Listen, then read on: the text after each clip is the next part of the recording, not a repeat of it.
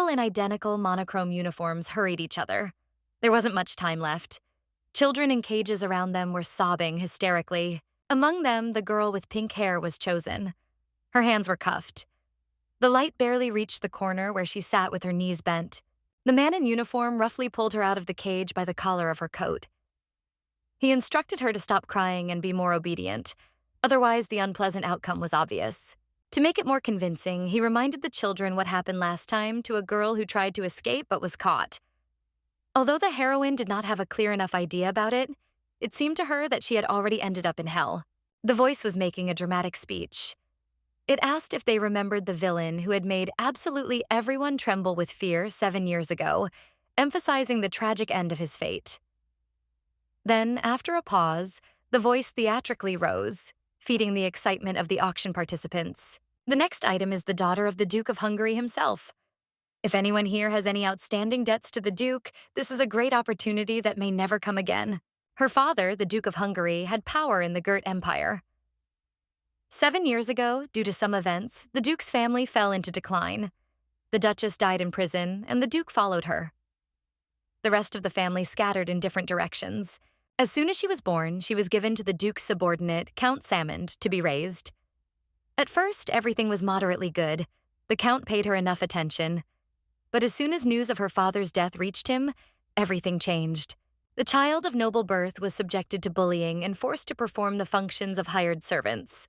Unable to bear it, she ran away, but was caught and beaten unconscious. When she came to, she realized that she was in the custody of slave traders. This was her way to this auction. From all sides, different rates rained down. Higher and higher. 50,000, 65,000, then 100. The girl stood clutching the hem of her dress, her head filled with thoughts about how she had had enough of this life. Suddenly, someone put 1,000,000, then another 4 on top. In total, 5 million for a 7-year-old child. It was a young man in a hooded cloak. Half of his face was covered by a mask. He sat disinterestedly, his head propped up in his hand. No one bid higher, considering him not particularly sane. The winner of the auction was chosen. He asked the girl's name, but she had no name, then carefully removed her handcuffs. There were bruises on her arms from the heavy shackles. She was told not to move so as not to hurt herself. Then, a blue power began to shine around her wrists. There were 3 conditions. Cahilb Simond will take care of Hungary's 4th child, for which the county will receive support from the Duke. He will name the child with all his love and make sure the Duke's daughter is safe until he sees her. Shouts and blows were heard behind the door. He threw off his cloak, revealing a skillfully tailored uniform. The young man says that it was on these 3 demands that the agreement with the Count was concluded 7 years ago, but now it is dissolved. The man in uniform promises to investigate and bring to justice all those who forced the Duke's daughter to be here, at an auction organized by slave traders. Behind the door stood 2 rows of bloody knights. He, walking forward between them, ordered the place to be destroyed and all remains to be burned. In the middle of the road, he turned around, waiting for her to follow him. After a little hesitation, the heroine nevertheless steps forward. 7 years ago, the heroine was reborn as a nameless child from a novel she wrote in her past life. She was taken from hell itself and became the daughter of a duke, a man considered the highest evil in the empire. The man in uniform turned out to be the Duke of Hungary himself. He delivered the girl to her technical home, that is, to the duchy. She was also given several rules, including being polite and behaving ethically in her father's presence, as he hates annoying people. Although the heroine was to turn 7 this year, she looked much smaller and thinner than her peers. The Duke ordered the servants to wash, dress, and feed the girl, so that she would soon get better. The Duke himself goes to the capital for a short time. He needs to clean up the mess made there while he was dead. He expresses his hopes that his daughter will be better off when he returns. When the door slammed behind the Duke, the heroine could breathe a sigh of relief. She was terribly nervous. This world universe of the novel she wrote when she was in school. In her past life, after receiving an education, she immediately got a job in a small company, and it seemed to her that she was the concentration of everything unpleasant that a person can experience while working in an office. All she got was helplessness, depression, and self-hatred. She eventually quit her job at the company, but then died of hypothermia. She drank after being rejected several times at an interview and fell asleep outside in the freezing cold. Had developed a subconscious sense of danger when surrounded by a large crowd of people. This dates back to the time when the servants at the Count's estate treated the girl terribly. They could beat her, kick her, or yell at her as much as they wanted. Finding a girl behind a column, covering her ears, trying to be as inconspicuous as possible, they behaved softly and carefully. One of the women casually mentioned a crispy apple pie that would soon cool down, which attracted the child's attention. Also, about sweet peach tartlet with whipped cream and honey syrup, about butter chicken and roast turkey. And for dessert, there will be chocolate chip cookies and lemon macaroons. She had to cover her mouth with her hands to keep from making a sound, because it certainly made an impression on the child. Unlike the servants at the Count's estate, this woman hovered over her like an angel, saying that this house was hers, and they were her servants, and if she didn't like them, she could order them to disappear from her sight. She gently asked if her lady could come out of her hiding place behind the pillar if that wasn't the case. The girl carefully crawled out, trying to explain that it wasn't that she didn't like them. The servants blossomed before their eyes at these words. One of them invited her to go and eat delicious food right now. Looking at the hand extended to her, the heroine involuntarily remembered the behavior of the other servants with her. She made a remark to herself how awful she smelled. In response, the woman sat down and touched her arm, trying to make her feel more comfortable. She smiled and replied that it was not surprising, because the lady was outside. So her suggestion was to just go to the bathroom first. The bathroom was luxurious, warm, and spacious. There was a chandelier with a generous scattering of crystals on the ceiling, candles burning around it, and the sun poured through a huge stained glass window that covered the entire wall. The girl thought that everyone in this estate was quite kind, unlike the inhabitants of the dark estate of the Count. But they all exaggerated a little, especially when she wanted to do something on her own, like take a bath. The servants who entered were surprised that the heroine had cleaned the bathroom to such an extent that the room was shining. Then they saw the scars on her shoulders. They were randomly superimposed on each other, forming a pattern of peculiar crosses. They shouted over each other. One said that if the lady didn't like the things, they could of course bring others. Another suggested moving to another room for convenience, and another noted that first the hair needed to be dried. Before this, the heroine's hair was scattered in disarray over her shoulders. Thanks to the persistence of the servants, the girl's appearance took on more features of a lady of noble origin. Her hair was neatly combed and secured with bows, which offered a choice of several different colors and a couple of types of brooches. Once they were done with the outfit, the heroine was seated at a table overflowing with treats. Several desserts, a chocolate cake, and a row of colorful macarons. The girl happily ate with both cheeks, which pleased the servants. Despite the fact that taking on the work and taking care of her needs was literally their duty, she could not help but thank them. Going to bed at night, she thought about whether it was all a dream or not. After all this made her happy. Will she be able to live like this in the future? The only thing she is sure of is that if this is all a dream, then she does not want to wake up. In the morning, a maid named Faina came in. To the indignation of the other employees, she wanted to give the lady a tour of the estate. The girls, with great disappointment, tried to insist on the injustice since they also went to accompany the lady, but received the answer that in case of dissatisfaction, they should get a promotion. Everything was decorated with gold. The third floor, the dining room, when they went out the door, there was a garden with marble columns and lilacs. It bloomed regardless of the season thanks to magic. In the distance, a shining building could be seen. It was a glass greenhouse. Inside, everything was decorated with glass and precious stones. Then they entered the exhibition hall.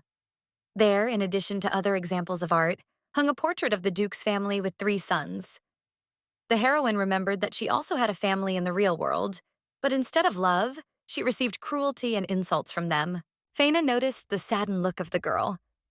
She smiled and said that she could calmly tell her about her thoughts. The heroine looked at the portrait again, asking about her brothers.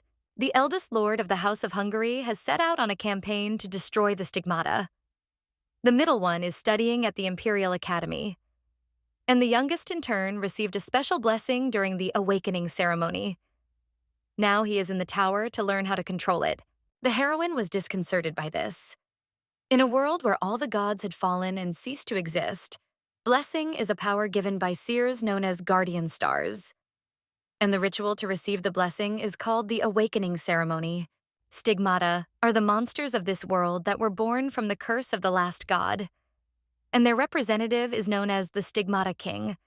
In her mind, the similarity between the stigmata king and the final boss after Henrietta occurs. The Duke has a blessing similar to the power of the final boss. The Lord received it from the gray-eyed woman with the pole. According to rumors, he acquired all magical knowledge and powerful abilities. I received a blessing from the guardian star not to freeze and not to get sick. Faina received from the guardian star not to freeze and not to get sick, and the heroine was interested in what blessing she would receive. The maid asked how the girl was feeling, and in response, she could not help but thank the woman who showed so much kindness, like today, when she showed so many beautiful places. It couldn't help but touch the first one. Every time, as for the first time, seeing the lady's modest smile and the sparkle in her eyes, the butler entered the gallery, looking for the lady to inform her that the gentleman had returned. The speed of his return discouraged Faina. The man noticed that for some reason he was not feeling well. The girl sat on the bed and swung her legs where the maid had left her, asking her to wait a little. After some time, she decided that she needed to go check and went along the corridors. The walls of the estate were teeming with whispers about the Duke. Someone had heard that he could not sleep normally in the capital, so everyone had to maintain deathly silence during his sleep. Others received news that this time he was under threat of an attempt on his life, so it would be worthwhile to strengthen the security of the estate. One thing was clear. He had spread rumors of his own death in order to expose the traitor. And everyone agreed that this would certainly happen. The heroine was experiencing anxious about this state of affairs. She decided to return to her room as quickly as possible so that no one would notice her. But suddenly she realized that she did not understand where she had wandered. Wandering through unfamiliar corridors, she came across doors behind which some kind of laboratory was located. In the dim light, multicolored liquids bubbled in colas. Dried herbs hung from the ceiling. The figures that looked like ghosts loomed over the girl. There were no legs under the hems of their clothes. They monotonously said that the lady should not walk here, which frightened her even more than the huge sealed spider on the shelf. She ran into the distance without looking in the direction, screaming loudly and with a look of primordial horror on her face. Having barely calmed her breathing, the heroine looked around and realized that she was in an incredibly beautiful garden. Faina had mentioned this place. The ceiling, skillfully made of glass, indicated that she was in a glass greenhouse. Walking steadily forward, she noticed a lake. Something was shining in it, and the girl got close to the water to see what it was. Suddenly, hands appeared from the water, an unnatural pale color. And there was a huge number. Grabbing her in different places, the child was pulled into the water before she even had time to come to her senses. The hands pulled her deeper and deeper into the water. Indistinct voices could be heard, barely distinguishable like the sound of the waves. They repeated the name, Henrietta, syllable by syllable, shouting that it had come, not understanding why it was here. Suddenly, she was on the surface, coughing heavily, and fell to the ground. It was painful, and water was pouring off her. She didn't fully comprehend what had just happened, and it was driving her crazy. The man who saved her turned out to be a boy, who looked about her age. He gently touched his shoulder, asking if everything was okay, and if she had been told that she shouldn't go into that place. The heroine began to cry from an excess of emotions, although the boy was initially confused by this. Then he stretched out his hands to her, assuring her that he just wanted to help and would not do anything bad to her. He touched her forehead with his index finger. A magical energy with blue highlights formed at the point of contact. The sensation was more refreshing than cold. When the boy finished, his sleeves were wet, he made a gentle curtsy, politely saying that he was glad to meet her. Also, smiling dazzlingly. The heroine was surprised how glad he was, although they had just met. He introduced himself as a guest of this estate and, without further objection, led her by the hand, agreeing to show the way to the heroine who had gotten lost. His hands were surprisingly cold, even though she had just been underwater. They walked along the area densely planted with trees and other bright greenery. He asked how old she was, and hearing the number 7, he realized that she was the Duke's daughter whom he was looking for. This did not inspire confidence in the heroine, because the Duke had been released from prison 2 years ago and had only now found her, who had been experiencing cruelty and torment all this time. When she raised her head when the boy said they had arrived, the room resembled the style of other rooms in the estate. The same walls richly decorated with gold elements, a complex composition of patterns and a lot of lighting. She turned her head, not understanding how this could have happened. They had just been in the greenhouse, and now they suddenly found themselves in this room. Even more unexpected was the complete dryness of her clothes and especially her hair, as if she had not fallen into the lake. The boy pointed to a door ahead. Opening it, she entered a dimly lit room. Someone's office, as indicated by the peculiar desk, pen, books, and other personal items. But it was definitely not her room. A tired voice was heard from behind. It was announcing that it knew she was there and noticing that she was now bothering him, even over such trifles. The girl immediately recognized the timbre. Obviously, she had ended up in the Duke's room.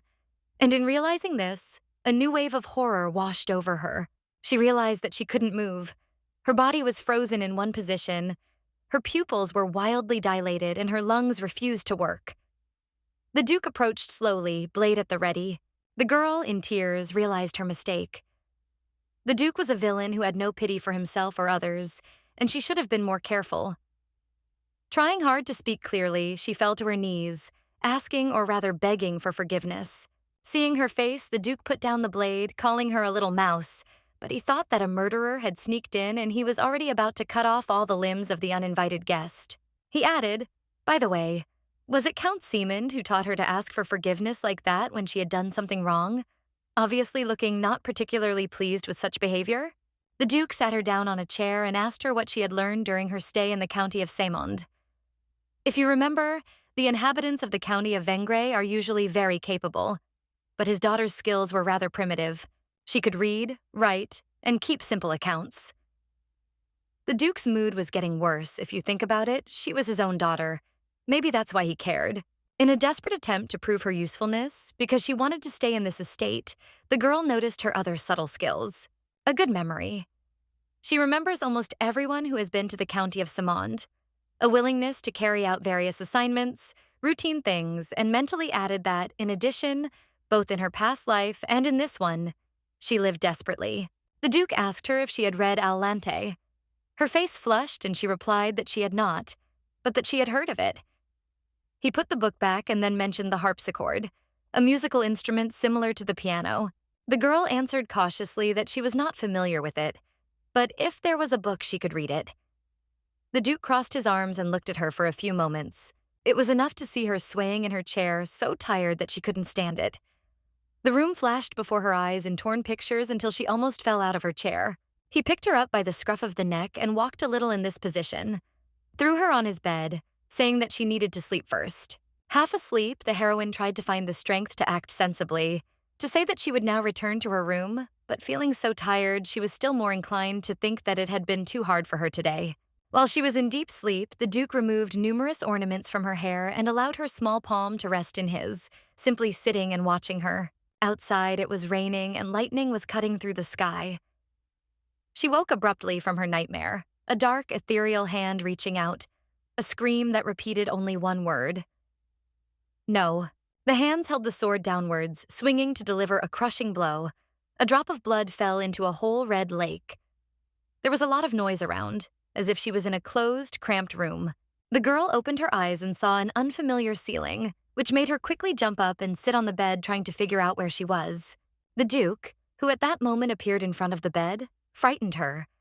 She remembered that she had gotten lost yesterday, but how she had managed to fall asleep during a conversation with him still did not fit in her head. The first thing he said was to give him his hand. He brought 2 fingers to it without touching. In this space, an energy was formed, similar to the magic of that boy, blue in color, refreshing. She settled on the heroine's wrist, moving on to her hand, in the form of circles from the center of which a large number of rays came out.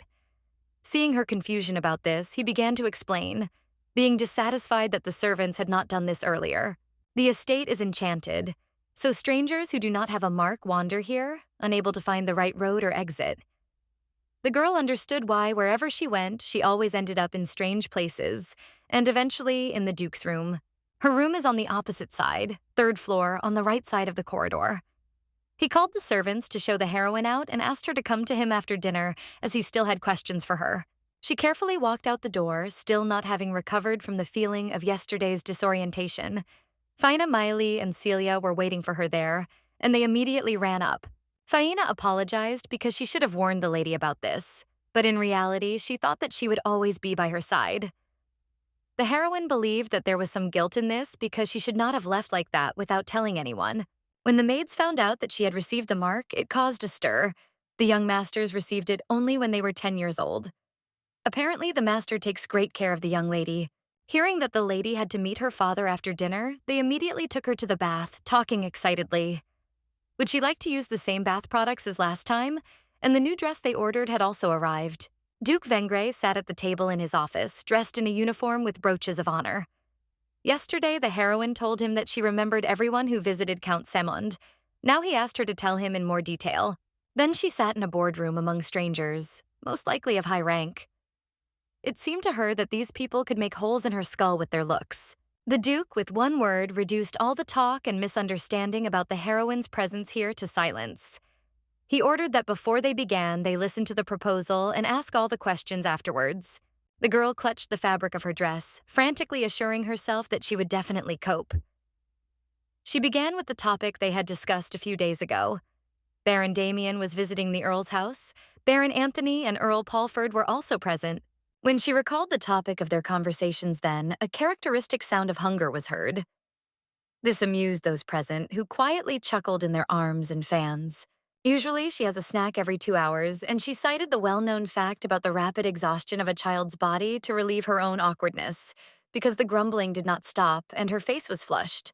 The Duke noticed that even in such a situation, she was hungry and ordered that tea with sweets be brought immediately. That is exactly what, in his opinion, children eat. This made her want to fall through the ground even more. A meeting was taking place, and he told her to eat. The Duke did not understand why she was not eating, put down his pen and tried the strawberries from her dish himself, thus making sure that the food was not poisoned. He pushed the plate back to the child, saying that there was no problem. She could eat in peace. Of course, the reason she hadn't touched the food was different, but after that, she felt better. The girl and her father were sitting in the middle of the garden. He pushed a cake towards her, saying, "Sit down." The faces of the maids, seeing this, showed a mixture of surprise and affection for this spectacle, and the heroine herself was not at all against it, although there was some misunderstanding. After that day, the Duke regularly came and tried the food first. She felt uncomfortable and calm about it. He pushed another plate towards her, telling her to try this too. The heroine tried her best to keep her face straight. Of course, she was quite uncomfortable, but everything looked so delicious.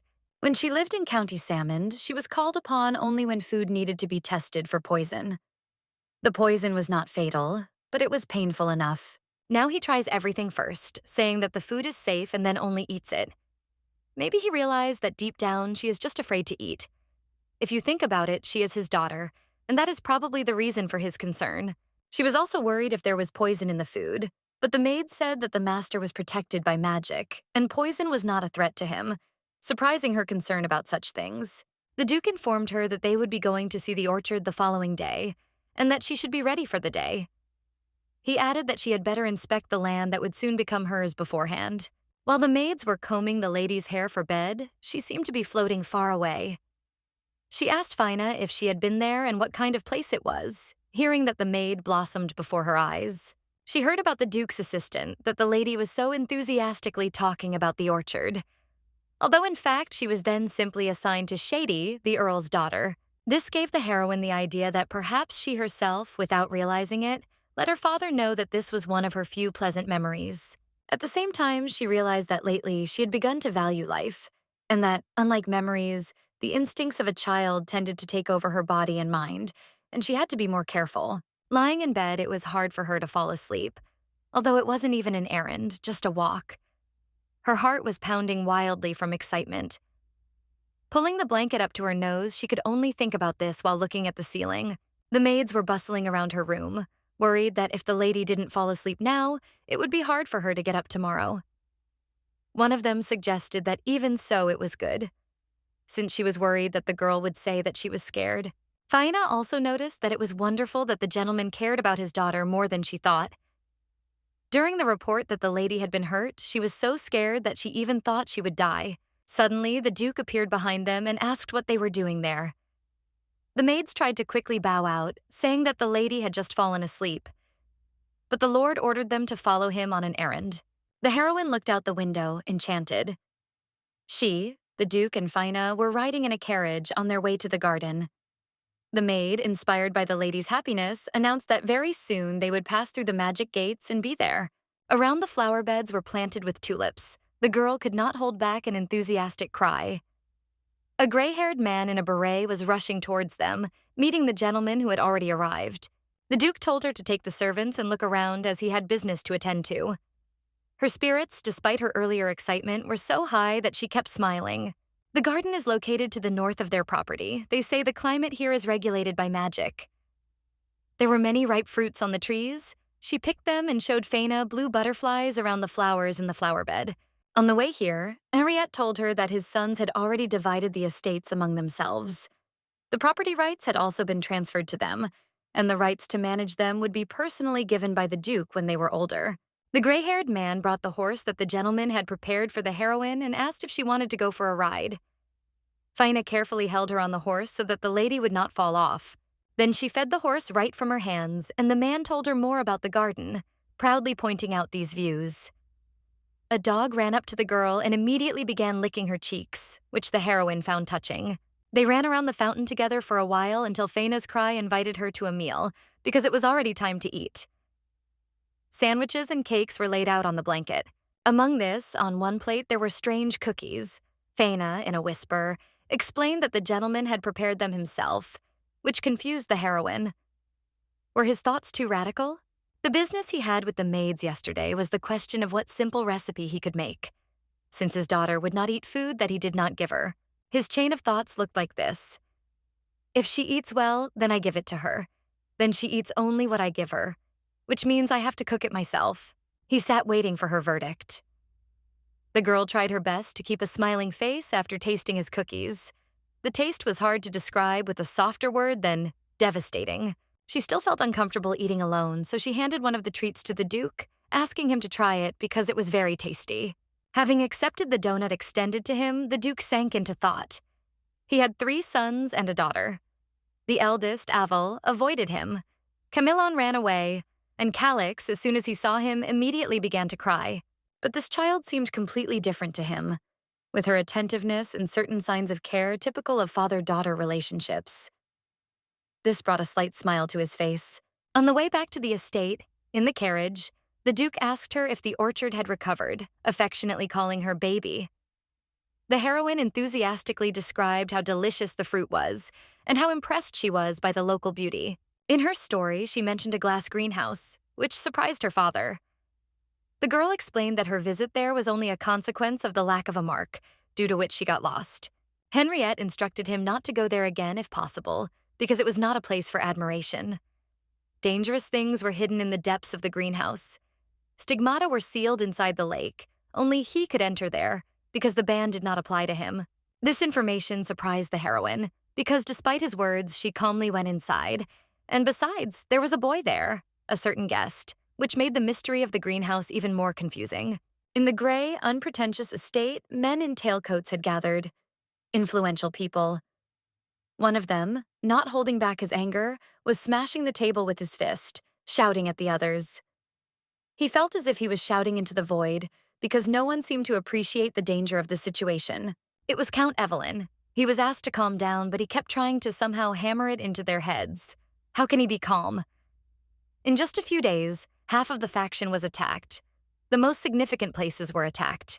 The next line was addressed to Count Simon, since only those connected to him were attacked. This looks very suspicious, since nothing happened to him. Perhaps he conspired and is passing on information about them. One of those present tried to cut them off. They were not there to argue, but the others did not agree on whether to adopt a neutral position regarding the situation. Even so, they have heard the Baron's opinion, so they must pay more attention to his words and find out everything properly. And Count Seaman must prove his innocence. The Count's hand involuntarily clenched. He mentally cursed Henrietta Hungary. Upon hearing of the Duke's death, he immediately changed sides, but the truth reached him too late. Amid all this, it was hard not to wonder if he had suspected the Count from the start. After all, he had entrusted him with his daughter. Seaman had intended to get rid of the girl by faking a kidnapping, but the auction had failed that same day. And that couldn't be a coincidence. The Duke's estate, in contrast to the past, was rich in architectural solutions that made the composition of the building dynamic and voluminous.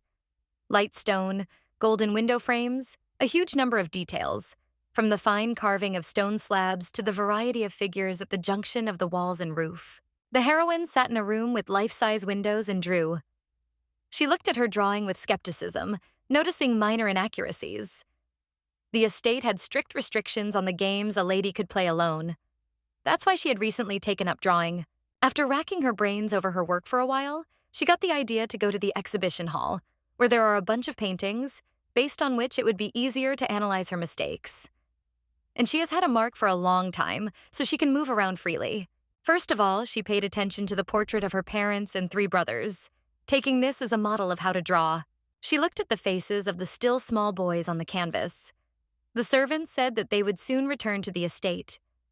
In the novel she had written, all 3 had a terrible character and a villainous aura. But living with the Duke, she realized that he was not as scary as he seemed on the surface, so she hoped that it would be the same with her sons. She left the hall, walking along the corridor, lost in her thoughts about how she should write all this down so she wouldn't forget. Suddenly, an otherworldly voice, and not just one, sent shivers down her spine. Around her, legless servants hovered, their hems of their clothes translucent. She rushed forward at a run, with her eyes closed. Although she knew that it was just the ghost of the soot who signed the contract with the Duke's family, but a ghost is a ghost. It scared the child anyway. The ghostly servants tried to help the lady, constantly apologizing for the suddenness of their conversations, asking her not to run so fast in the softest possible tone. But she rushed into the distance. She ran under the barely audible snatches of words from the servants. It was dangerous. There was a cliff. Something else. She didn't pay much attention to their warnings, just trying to avoid any contact with them. Raising her head, she found herself on a bridge in the middle of a garden. The heroine stopped only when she realized that it had become very quiet. She moved deeper into the greenery, trying to decipher their warnings as if they were hieroglyphs. All that was visible around was only a harmless garden. The intuitively chosen direction led her to an apple tree, with incredible apples that seemed to glow among the leaves. The boy's voice rang out. He asked if she was lost again, and then he appeared among them, sitting on a branch. She recognized him immediately, by his red eyes, by the calm expression on his face. It was he who pulled her out of the lake full of strange hands that pulled her into the depths. His pose was completely relaxed and carefree as he looked down at her. The servant in purple, head bowed, brought the Duke the results of the investigation he had asked for. He handed Henrietta a rather large folder with a bunch of written sheets. He reported that there had recently been a meeting at Baron Alfer's estate where Count Salmond had also been present, which had been verified personally. The Duke's mind recalled a recent conversation between him and the heroine about how the Count had never given her a name, since this could not be treated irresponsibly. Henry, after a moment of thought, put the reports on the table and asked where the little one was now, as he had developed the habit of calling her. At this time in the garden, the heroine answered the boy that she was not lost at all. He answered carelessly and took a bite of that incredible-looking apple. The girl, watching this, realized that she was very hungry and hoped that he did not understand the same. She politely asked him for 1 apple, but in response she heard that it was his. Then the heroine decided to appeal to the fact that the apple tree, after all, belonged to the Duke. That is, on this basis, she, as his daughter, could give her words more influence. The boy's next words were even more disconcerting. He said, "It might as well be his, since he was the Duke's confidant." She froze, processing this information, but he quietly laughed into his palm, which gave away his deception. He asked her to open the hem of her dress wider and come a few steps closer, still sharing the apples with her. The fruits fell right into the fabric of the dress, remaining whole and unharmed. Up close, they looked no worse than in the rays of the sun. The boy jumped down from the tree and handed her the apple that he thought was the tastiest and ripest, with a smile on his face. The children ate these apples together, hiding in the cool shade of the tree. He remembered that he had forgotten to ask her name last time, but she didn't have one yet. And according to him, the boy's name was too long and difficult to pronounce. With a deft movement, the apple described a turn in the air and was back in his hand. For these reasons, he asked to be called simply Kian. This puzzled the girl in the novel written by her. She did not remember a character with such a name. Perhaps it was a secondary person who did not particularly matter. But the incident on the lake contradicted this theory. She tried to approach him carefully, starting with the phrase that the name was obviously not imperial, and continuing, asking a question as if by the way, about their meeting on the lake. But when the heroine looked in the place where he stood leaning against the tree, there was emptiness. Instead, the familiar nickname Baby came out. The Duke approached from behind, not having any clear answers to any of his questions. He reproached her without malice that it was almost lunchtime, and she was ruining her appetite with apples. Then the heroine made a familiar gesture, offering him to try it, because it was delicious. A servant rushed towards them with all his might and announced that Count Salmond had come to visit. The realization of this knocked the apple out of the girl's hands. The impressions of the pastime with which he had provided her were still quite fresh. Besides, even if she tells information about the Count, in her expectations, there was never actually a chance to see him again. Her first thought was that even if they met again, he would no longer be able to treat her as he pleased. This was a delusion. The Count ran up and hugged her desperately, emphasizing his anxiety, scolding her for disappearing like that when he was looking for her. She couldn't even move. The Duke remained entirely unmoved by these heart-rending scenes. He cast a reproach on the Count's folly, preserving his face even when Salmond continued to insist on his warm feelings for the lady and his sincere concern for her welfare. It began to rain, and the conversation moved inside the living room with its dark walls and an abundance of gold accents. Henrietta stopped the Count's attempts to press further on the emotional aspect of the matter, expressing himself clearly and succinctly. He put out a demand for an explanation, since apparently the lady was not living well in his house. The Count displayed an incredible range of emotions. With each word of the deed, his face became more sacrificial, and all the time exclaiming, was it his fault that the lady, in his view, had gone silently away and then been caught? He asked in a tone of obvious insult. The Duke's arguments were clear. At her age, the heroine still had not learned to write, read, or play musical instruments. Her body showed obvious signs of hard work, and her hair and skin, in turn, were completely neglected. Salmond tried to explain it as simply as possible. In his version, the priority was always the lady's health, not her education, and it was the game outside that caused her scars. As for the servants, they were ignorant, and he admits that they behaved rudely, but they were immediately fired, and the girl herself showed interest in the things that the servants used. Her body wouldn't obey her. It was as if she were in a vacuum, just frozen and staring at one point. It was all a lie. She had to say it. She repeated it to herself an inarticulate number of times, but she couldn't make a sound. The Count suggested asking the lady herself about it. She would confirm every word he said. Just one look at Salmond's face brought back a colorful picture from her memories, where she was slapped in the face for looking at him and then punished again. This made her, almost unconsciously, like a trained pet, respond to the command and obediently answer whatever he wanted, with her head down. She could do nothing else, feeling a vague fear. The Count was pleased with the simple solution to this issue. He commented that she felt much better, a little with the Duke, after all. His own father, he was his own father. With each word, he spoke more and more strange absurdities. According to him, the lady was probably just jealous of her daughter, that she lived with her biological father and, wanting to attract attention, she invented something that did not exist. He seasoned this with a remark about the charm of such a lie at that age. Turning his head, the Duke saw that the heroine was sitting there, not daring to move at all, just staring dejectedly at one point. He ordered the servants to take her to the room, because she looked tired. Once inside her walls, she immediately wrapped herself in a blanket over her head, trying to build a wall around herself. The servants wondered if she was already going to bed, but the girl could not stop trembling with anxiety. She would have told the truth if not for the presence of the Duke. As it turned out, the fear she felt conveys him was much stronger than she thought. The Count took his leave, promising to meet and talk later, but he was overcome by various thoughts. If he had known that this would happen, he would undoubtedly have killed her earlier. The servant led him through the corridors of the estate. He simply enjoyed watching the girl grovel before him, looking at him with the same eyes as the Duke. He was going to leave her until the awakening ceremony, but now there was no point in pretending. In the middle of the night sky, it was raining, almost a downpour.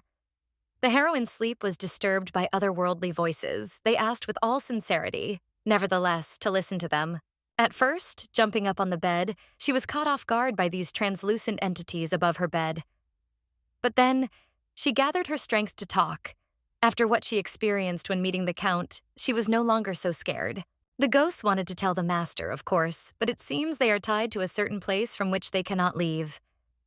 They can only remain in this form for a limited time, which means that during this time there is no one except her who can listen to them. They pointed into the darkened corridor where two figures were conversing. It was Count Siemund, who was laying out some sort of plan to a man in a cook's uniform.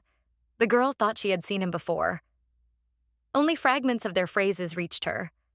There were mentions of a recipe for scolding, obligations, and the imperial palace. Suddenly, she made an unnecessary, careless noise which attracted the attention of those talking. Asking for forgiveness, the ghost servants placed her in a strange sphere, thanks to which she could fly like a real ghost.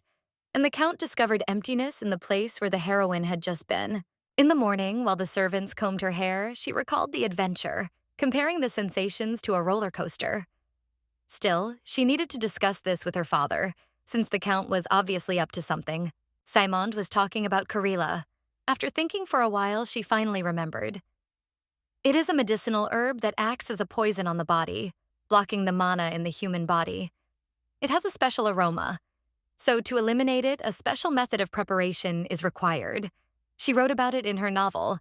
Although she was assured that there was nothing to worry about since the Duke was protected by magic, she immediately jumped up from her chair when she remembered that the man was Henrietta's personal chef and ran off without paying attention to anything around her. If he bribed the chef to use coral, it would be too late. The Duke would be in danger even before the Count arrived. Of course Henriette is a villain. This is clearly seen in his proposals to simply destroy everything. Soon a hero should appear who will compete with the antagonists. However, opening the door to the Duke's room at full speed and asking to listen to her, she remembered well that she considered him a father. The Duke she met turned out to be much more gentle than the character she had written. She wanted to protect him. Her attempts to explain sounded absurd, ghosts and the like. Still, the girl got to the point of what she knew under the attentive silence of the Duke. Count Siemund was talking to the chef about the coral. In case of success, he would notify the imperial palace. The heroine did not know how to finish. She simply awkwardly insisted that he should be more careful. The Duke asked if the food preparations were finished and ordered Siemund to be called, almost without force, to the table, paying no attention to his desire to eat alone. He told the girl to follow him. The sparseness of his response puzzled her, and she doubted whether Henrietta believed her words at all, after what the Count had said yesterday. Simond wasted no time in making polite remarks, as if he were engaged in real social conversation. He thanked the Duke for his concern for his breakfast and asked about the quality of the heroine's sleep that night. She sat there in confusion, not understanding what to do in such a situation. The Duke acknowledged the truth of the Count's words. It seems his daughter wanted to attract the removal, so she lied, which prompted the second to draw conclusions. She probably managed to tell Henrietta a lot. It is worth getting rid of him quickly. The servants brought in several trays of food. A plan immediately formed in the heroine's head. This cannot be allowed to happen. Once the table is set, she should knock over the Duke's plate. Perhaps this will anger him, but still, it is a necessary measure. But suddenly, the dishes were set for the Count. The Duke continued. If his daughter's words were a lie, let Siemund prove it by eating all the food prepared for today. Because of which he turned pale expressively. His eyes widened in fear in line with the shrimps laid out in front of him. First course, second course, obviously food intended for the whole day. He looked so scared that his mask completely fell off. He also did not touch the food. Knights lined up in the room behind the Count, obviously making the situation even more tense for him. In response to Henrietta's question about whether, if the girl's words were a lie, what was the reason why he did not eat, Siemund made an attempt to escape from the difficult situation with a pathetic attempt to insist that he did not eat vegetables. Against fear and with sweaty, tightly clenched hands, the heroine shouted, cutting off any of his arguments with just one word, feeling her father's trust. She directly accused the Count of the order he had squeezed out to mix the coral into the food, and refuted any accusations of her lying. This angered Siemund, but the Duke immediately gave orders to seize the idiot who couldn't even teach his daughter etiquette. He would personally lead the interrogation, and in the meantime, the Count would be locked in the dungeon, and everyone connected to Seaman's family, including the cook, would be taken into custody. Shouting and leaning, he was nevertheless led out by the efforts of several knights. The Count was seized on suspicion of killing Henrietta, of course. In the end, he would be punished for treason. The Duke asked the heroine about what punishment she wanted to endure. This puzzled her, so he explained that he was willing to listen to suggestions if there were any, since she was fully within her rights to impose the punishment she considered best. But her response was to ask that he be judged according to the law. The Duke accepted this calmly, promising to do as she wished. He still needed to know more about what was happening in the county so she could go free, but they would talk later. The servants fussed around the heroine, who sat quietly on the sofa and tried to moderate their violent reaction to the situation. The girls considered her an incredible heroine for how she practically saved the Duke, almost accomplished a feat. In their usual manner, they showered enthusiastic comments on each other. Although the heroine learned about it late, she can talk to signs only at a certain time. From when the sun has set to while it has not yet risen. The servant said that perhaps she heard the voices of ghosts because magic is not high. They say she got it from her father and mother. So much had happened during the day. She was having trouble sleeping now. She wondered if she would ever see Count Seaman again. In some ways, she wanted to see him in prison, in the state. But on the other hand, she didn't want to look at him anymore. An unexpected voice pulled her out of her thoughts. He was asking if he should show her this? Keon, the boy, was leaning against the wall opposite the bed. He would suddenly disappear, then just as suddenly appear right in her room. He extended his hand to her, and before she thought about it, she took it without realizing it. Suddenly it became dark. A moment later, she could see the faint light of torches in the gloom. The dark, solid bars and stone walls of the prison almost shone in it. Being completely thrown off track by such a sudden movement between the rooms of the estate, she could not help but wonder who this boy was. They went down, from where indistinct sounds were heard. He, holding the heroine's hand, led her into the depths, taking care of caution because it was dark there. When they got down, they saw a picture of Count Seaman kneeling in one of the cages, desperately shouting his voice. In contrast to his previous behavior, it looked almost wild. Henriette stood in front of the cage with a completely impenetrable expression on his face. The heroine quickly led them both behind the wall, nervous that it was too close, they might be noticed. This did not make much of an impression on Kian, since it was okay. As long as she held his hand, other people would not know about them. The girl questioned it. Okay, ordinary people. But how would this affect the Duke? This sent her back to the last chapter of the novel. Suddenly, the Count's voice cracked completely, almost shouting. The aristocrats came to find him, Henriette began. He branded Seaman as a criminal who was preparing treason and murder of the Duke. In response to this, the Count insisted more and more desperately that he and treason were concepts that were so incompatible that it was simply nonsense.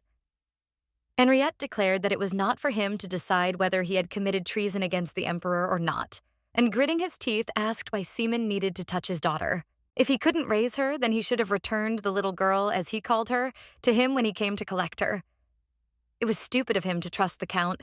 The heroine stood, watching in amazement. It was incredibly touching to discover that the Duke had come to take her away. That is, had not forgotten. It turned out that every time Henrietta repeatedly came, the Count made excuses, sometimes by the fact that the lady was ill, sometimes by some trip she had gone on. The Duke himself believed his words, rather because he lacked the courage to meet his daughter. It was at the moment of a new wave of shouts and accusations from the Count that the boy and the heroine returned to the room, just as unexpectedly as they had left it. Kian explained that she had started crying, which the girl hadn't even noticed, and it was better to end it there. He said goodnight and disappeared, leaving a trail of red aura behind him. She leaned back on the bed, but still could not sleep. Her mind was filled with thoughts about Kian's true identity. When they met, he asked her not to tell anyone about him, but perhaps she should still ask Henrietta. Still, these fragmentary appearances and disappearances into obscurity caused her mixed feelings. A small hand knocked on the Duke's door. She hugged a pillow as tall as she was and asked if they could sleep together tonight. The dim moonlight gave her eyes a special sparkle. Henriette replied that he could not sing lullabies, but the girl assured him that everything was fine and that she could manage on her own. They sat down at a distance of less than an arm's length from each other. He held her hand in his comfortingly. He slept with a charming expression on his face, almost smiling. After the situation with the Count, the servants became too caring. All they heard around was, "Lady, is the lady okay? Should I bring the lady something? Is the lady cold? Perhaps the lady would like some warm tea?" With each new reason for these girls to worry, their methods of care became more and more sophisticated. It got to the point where more than 4 people wanted to help the little girl wash herself. Sitting in the warm water, the heroine noticed that the scars on her shoulders had almost healed. Faina explained that the reason for such effectiveness was a special magical medicine that the Duke had received from the imperial physician, Miss Cecilia. She still couldn't get over her indignation towards the Count and how he behaved with such a small, precious, and incredibly pleasant lady. Her nostrils flared involuntarily every time she remembered it.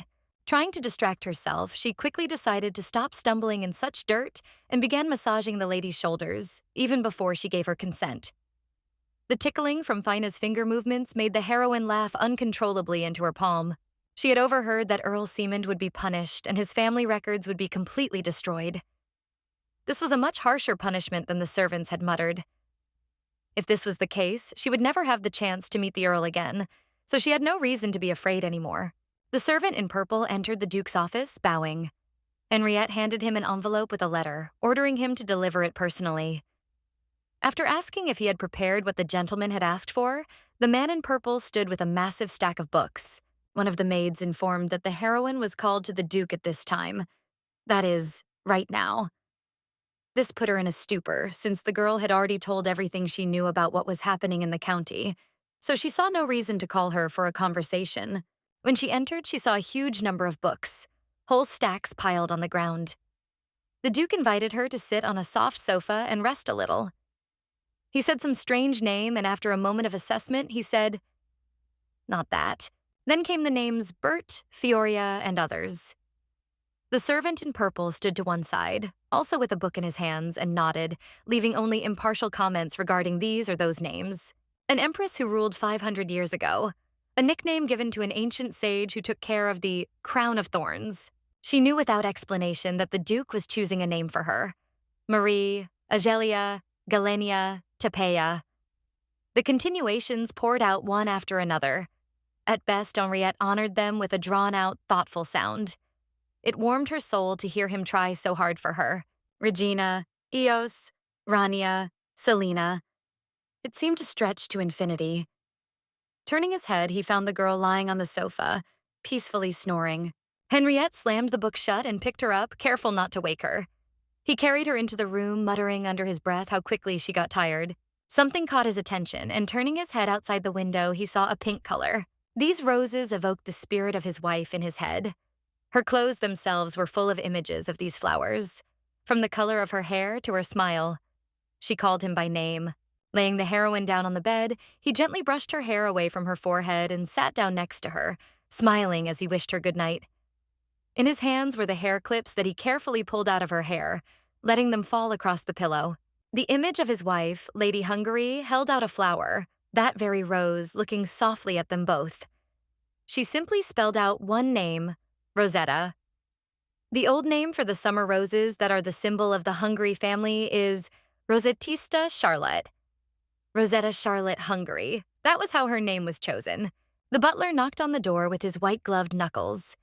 He handed the young man, whose doublet was decorated with gold fittings, an envelope with the family seal, a message from the Duchy of Hungary. After the situation with Count Simond, excessive care from those around her began. An elderly lady in an impressive robe instructed that the girl had suffered many hardships at an early age, and now they, her servants, should surround her with even greater love, to make her live happily and not regret anything. Although she believed that she had become more resilient after the prescribed treatment from the imperial physician who came a few days ago, the servants were tireless in offering their help or assistance in all sorts of things. Even when Rosetta insisted that she would let them know if she needed anything, they still could not stop endlessly trying to help and intervene in seemingly offensive things. Still, the girl asked them for something: to play hide-and-seek together in the garden. The maids immediately agreed in unison, looking so excited, as if they were just waiting for the opportunity to please the lady. The girl stood with her back to them and concentrated on counting. She could already count to 20 or 30 without any problems, which clearly showed the positive influence of life in her native estate on her education. The girls in aprons, smiling from ear to ear, tried to run away thoughtlessly, holding their hems. Only right after 26, the count jumped to 100 under the disapproving cries of the maids. Although they did not reproach her at all, trying to quickly choose a good place and all the time teasing the girl, calling her to them. The Duke stood with his back straight as a string and looked menacingly at the estate workers. He asked Rosetta again if she was saying that no one knew she had a fever. The heroine lowered her head, avoiding any contact. It seemed as if a storm cloud, full of darkness and danger, was flying around Henrietta's head. The maids listened guiltily to his scolding when he questioned them about their irresponsibility. How could they not notice the girl's condition? She kept tugging at the edge of his cloak, apologizing herself, and trying to ease the pressure on her maids. He took note of her words and came to his own conclusion. His thought was that the temperature in the duchy was a bit low for children. As soon as the heroine was overcome with relief, streams of energy formed around her from the fact that the Duke had decided to forget about this situation, which twisted into a disc opposite his hand. Henriette, with a completely serious expression, said that the best solution would be to regulate the temperature throughout the duchy, which made the servant in purple almost tear his hair out. He tried to convince the Duke with a dumbfounded face that it was too much trouble to suddenly change the climate of the entire territory with magic. But Henriette did not pay any attention to this, agreeing with the troublesomeness situations. He decided send official letters to each district as a solution. Desperate arguments poured out one after another. Problems with the work process, the training of the workforce, which the Duke wanted to optimize simply by allocating the appropriate budget, and the inevitable problems with the ecosystem. Despite Rosetta's attempts to reassure her father that she was perfectly fine, he was still of the opinion that the duchy should be a place she could walk in peace, and he planned to do it anyway, no matter if they started early. The master's impassivity was driving the servant in purple crazy. His face became more and more desperate with every word, and his gestures became more and more intense. Faina whispered to the heroine that she should try what they had talked about earlier. She stuttered, out of unfamiliarity, calling Henrietta Dad, trying to get his attention amidst the arguments and intense flow of magic. She grabbed him by the hem of his cloak and suggested that they mark the temperature only in the manor, since she only plays in the garden. This, however, calmed the Duke, as evidenced by the dispersal of magic. He agreed to do so, but if she wanted to go beyond the limits, let her inform him in advance. There was a pause between them, which Rosetta broke by calling him Papa again. This brought a smile to Henrietta's face, which excited the servants, and he addressed her as his daughter in plain text. She laughed, a childish, happy laugh. She only had a slight fever, which, moreover, went away in the morning. This, however, worried the maids, so she stayed to play inside the estate that day. Despite the fact that she was brought huge sets of sewing supplies, books, drawing pads, and in general the entire volume of things that might interest a lady, constant stay within these walls quickly becomes boring. Rosetta decided to bring some books from the study.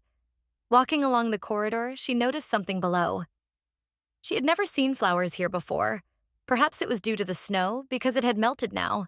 Her gaze suddenly darted to the crimson butterfly that was parading right next to her face. The railing was almost as tall as she was, so when the butterfly flew away, the heroine had to climb over it, and as a result, she lost her balance. As she fell, a spirit caught her backside, with long black hair that fluttered around them like a curtain. She closed her gold and folded her hands in a gesture similar to prayer. Around her, either petals or some kind of magic particles of a deep red color were flying, Kian holding her shoulders in a calming gesture. The heroine tried to compare the thoughts in her head about this boy. Just now, he was bigger. And then, although it was nonsense, she asked Keanu if he was the crimson butterfly. Rosetta remembered her conversation with the Duke about him. Henriette was adamant that he did not know of a boy who fit that description and lived in the estate. He even came up seriously asking where she met him and what he did to her. From the fact that Henriette knows nothing about Kian and the boy even uses abilities that allow him to hide from the Duke, the conclusion follows. He is not a man. She voiced her suspicions to the boy, to which he responded nonchalantly and admitted that he was a fairy. He asked if the heroine had heard stories about fairies living in the Albendel forest in the Duchy of Vangre. Only the fairies that the heroine knew didn't look like that. The explanation for this was simple. There are a huge number of different types of fairies. For example, the headless knight, the shoemaker, the cat walking on two legs. He was one of those types of fairies, assuring her that he was not her enemy and did not pose a danger. These words sounded especially convincing. Besides, he had helped the girl more than once. Based on this, she decided that this could be trusted. He explained his appearance as a butterfly by saying that he thought Rosetta was bored. Kian extended his hand to her, inviting her to play with him. She accepted his hand only on the condition that they play inside. The crew moved along the road to the Duke's estate. The guy in the neat suit, looking at the walls and spires of the familiar building, noticed some changes. The second guy, who could easily be mistaken for Duke Vengram, responded cynically, almost disrespectfully, clenching his teeth until they creaked. The only difference from the time they had been here later was the lack of snow on the roof. They wondered if this was an order from their father. Kian carried them with the girl into a glass greenhouse. He offered to show her everything here, since last time when she fell into the lake, she did not see everything properly. Of course, she was only allowed to enter here with servants, but the boy easily replied that he would show her places she could not enter, even with servants. After a few moments of anxious thought, the stories about the stigmas sealed in the lake finally made an impression, and she took his hand. He, having mixed his fingers with hers, said so confidently that it did not even occur to him to doubt it, that everyone living here was uncontrollably afraid of him. Therefore, the girl was not in any danger. They walked at a measured pace along the paved paths. The eyes were delighted by the truly incredible displays of decorative craftsmanship, including statues, endless columns with a complex interweaving of arches, and all this decorated with different flowers, motley colors. The further they went, the more beautiful it became. But there was also a snag in it, in the form of strange amorphous creatures, strange shapes.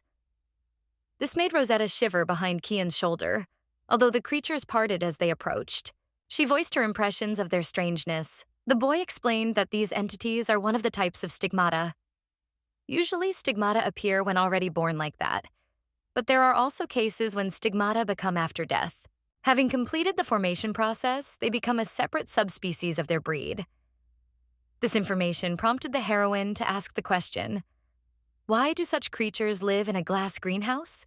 As if he had read her mind, Kian took her hand, leading her deeper and continuing his stories. Originally, the Duchy of Hungary was a barren, lifeless land. A cold land where nothing could grow or live. That was what this place was. The ancestor of the Duke of Hungary, like the current Duke, received the patronage of the powerful guardian star. The imperial family highly valued the previous Duke and tried to maintain friendly relations with him, but he was too ambitious. The imperial family eventually declared war on the Hungarian family. Having won, they exiled the latter to a very isolated place, to the lifeless north, teeming with a huge number of stigmata. The imperial family waited for them to beg for help, but the Hungarians were able to subjugate this northern land on their own, thus becoming the only powerful wall protecting the empire from the stigmata. This factor significantly affected the crown. If the Hungarian family goes further and manages to tame the stigmata, it will serve as a reminder to the empire that they are not safe. As far as the heroine remembered, stigmata appeared in the second part of the novel. It was about those who were sealed here. She made Henrietta the only villain, but still, now she wants to stay on his side. Perhaps because she herself is part of the Hungarian family. Kian finds it so stupid but interesting at the same time. People who were sent to feed the stigmata ended up using the latter to keep people like them in fear. He thought people would be more careful because not much time has passed since the incident in Altba.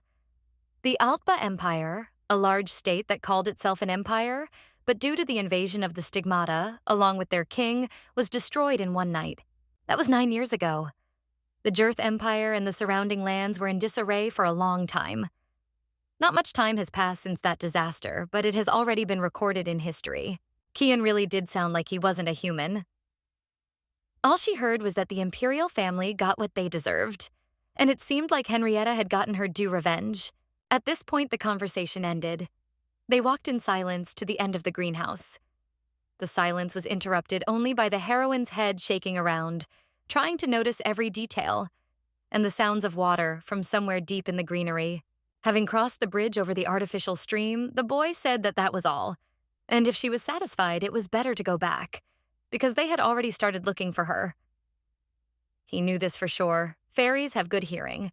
Suddenly, a black hand crept up unnoticed and grabbed her ankle. This scared Rosetta almost to death. But Ken, with the look of a thundercloud, stepped on this hand, pressing it with his heel and saying how worthless it was. The next moment, he turned to the girl with a sweet face, asking if everything was okay with her.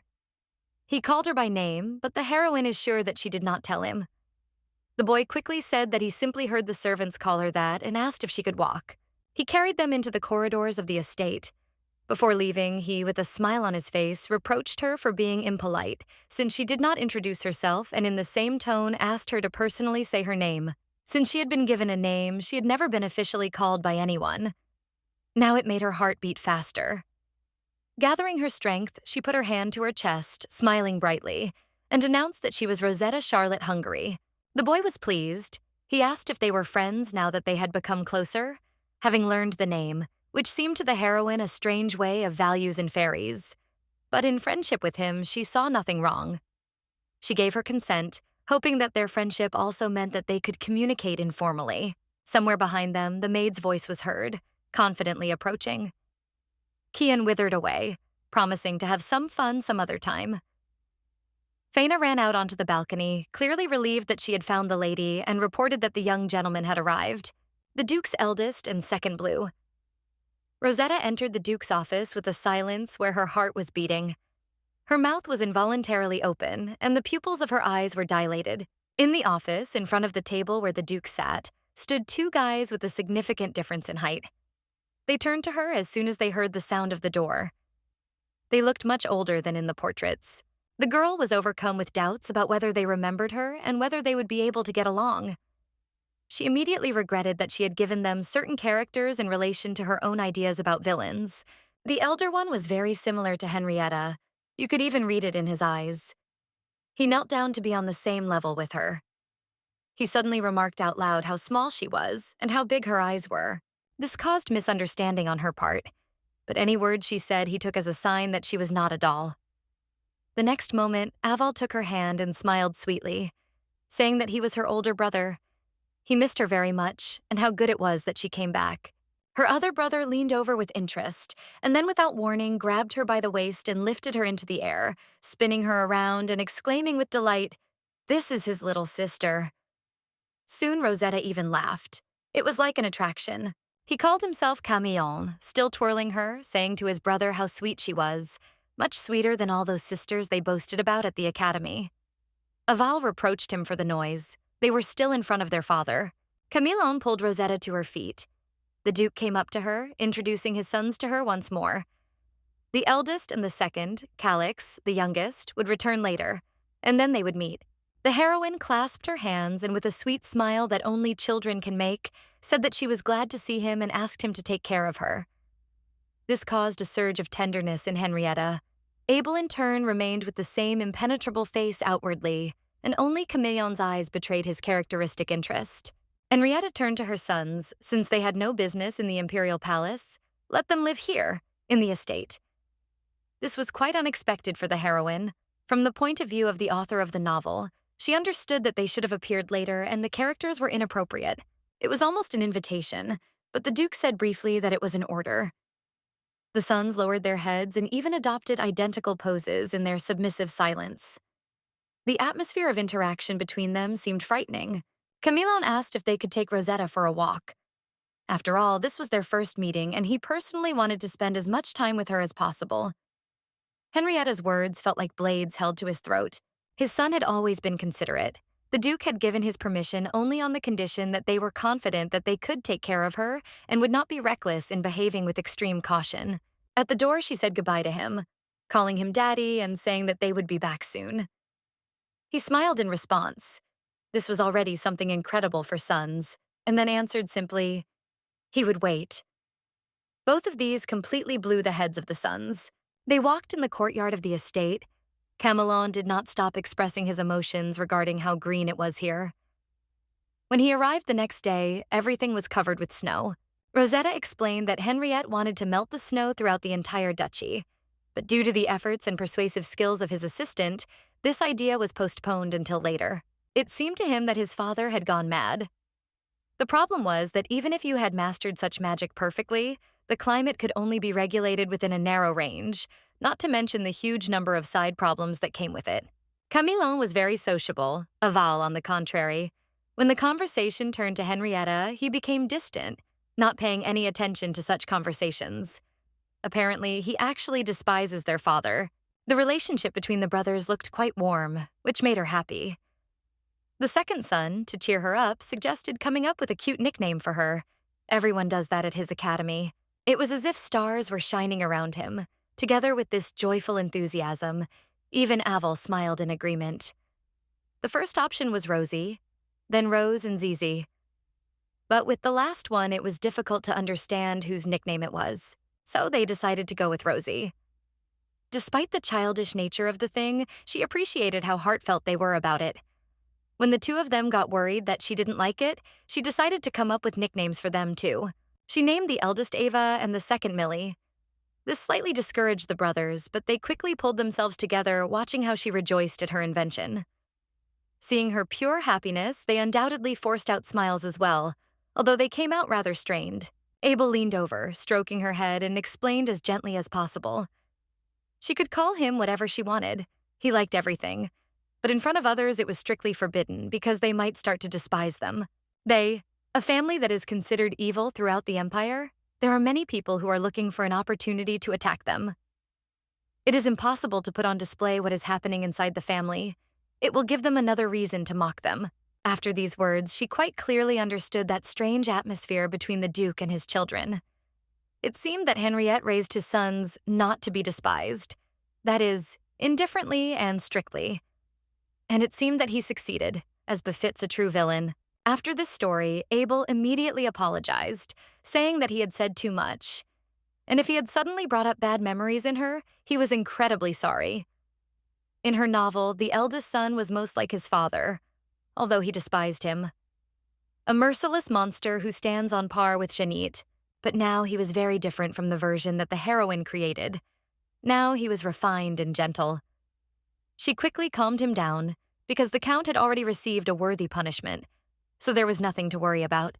Walking further and holding on to his hands, Camillon reasoned that in his opinion, Seimon died too easy a death. At dawn, he was supposed to be killed by a black monster, but he went crazy and committed suicide. He continued to describe with relish and detail the more casual methods that were characteristic of the villainous reputation. Many and all of them were painfully cruel, so much so that they even grated on the ear, for which Abel reproached him. A child's psyche is a fragile thing. He asked if everything was okay with her. Maybe he understood it better because he was the eldest. Then a glass greenhouse nearby sparkled in the light. They noticed the girl's interest, and she used this as an opportunity to ask if they knew Kian.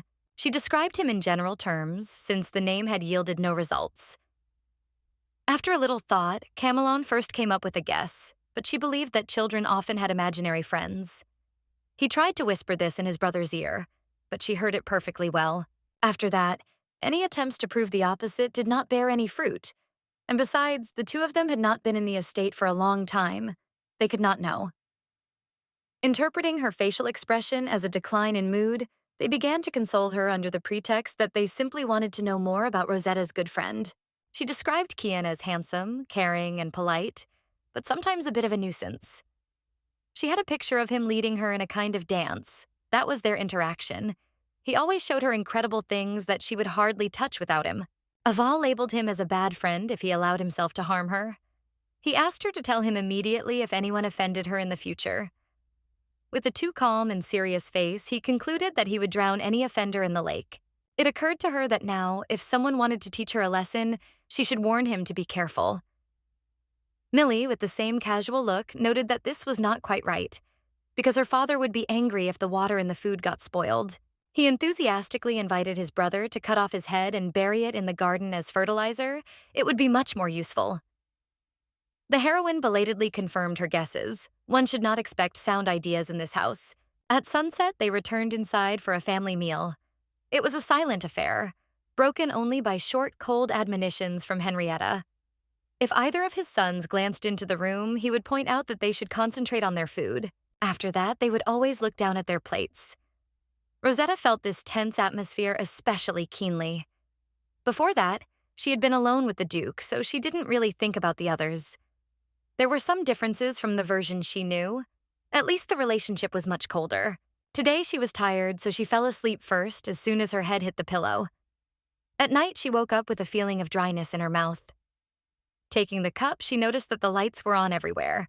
She was drinking thoughtfully when suddenly the fabric of someone's dress flashed in the doorway.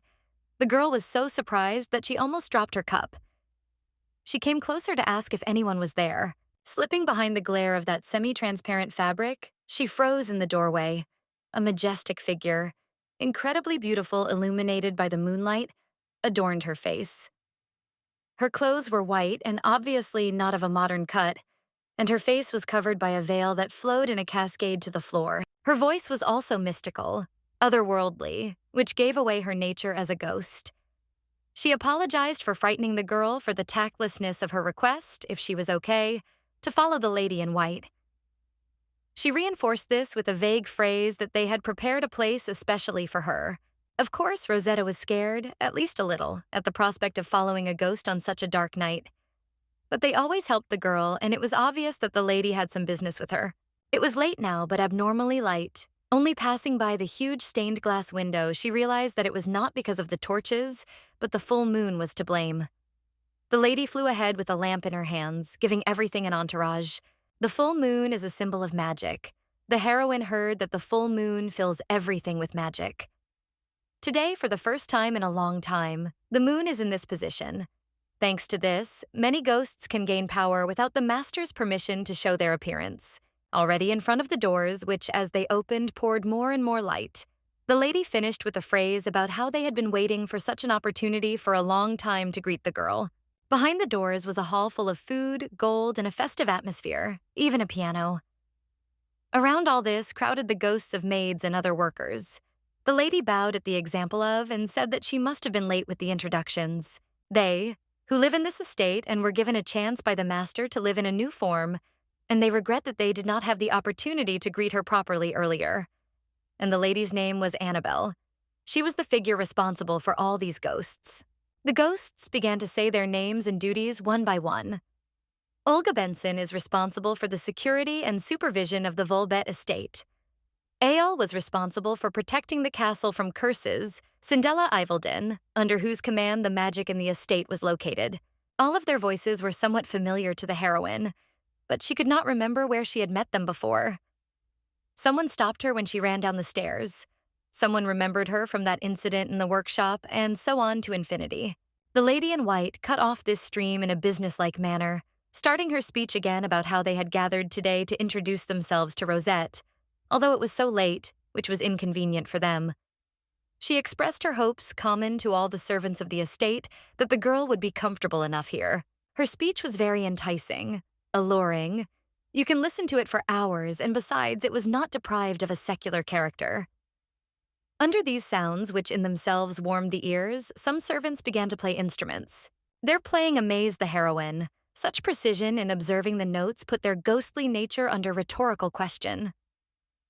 The cooks brought her dessert after they sat her down at a table in the very center of the celebration. Many people were dancing in pairs around the hall. Everything was amusing Rosetta. She and the lady were sitting there enjoying a delicious dessert. The latter was mostly feeding on the girls' positive emotions about their welcoming event. Suddenly, Annabelle asked if she could ask the heroine a question. At the root of the issue was the proximity of that dangerous creature, as she described it, to Rosetta. With some confusion, she recalled how the ghosts had dissuaded her from running in the direction that Ken appeared to be in. Hearing his name, so carelessly called by her, it was as if they were cut by lightning. The hall was completely absorbed in silence. Barely a sign of horror was heard. The same was clearly heard in Annabelle's voice, which wavered. The veil around her swayed violently in all directions. The only adjectives she used to describe Ken were exclusively negative. Something like a cruel monster in danger. The lady also emphasized the threat when she heard that Rosetta considered him her friend. She even grabbed the girl by the hand, unfortunately, without the opportunity to give enough details. But one thing was clearly stated: it was better not to approach him further. The whispers continued in the room, although the general shock and paralysis had subsided.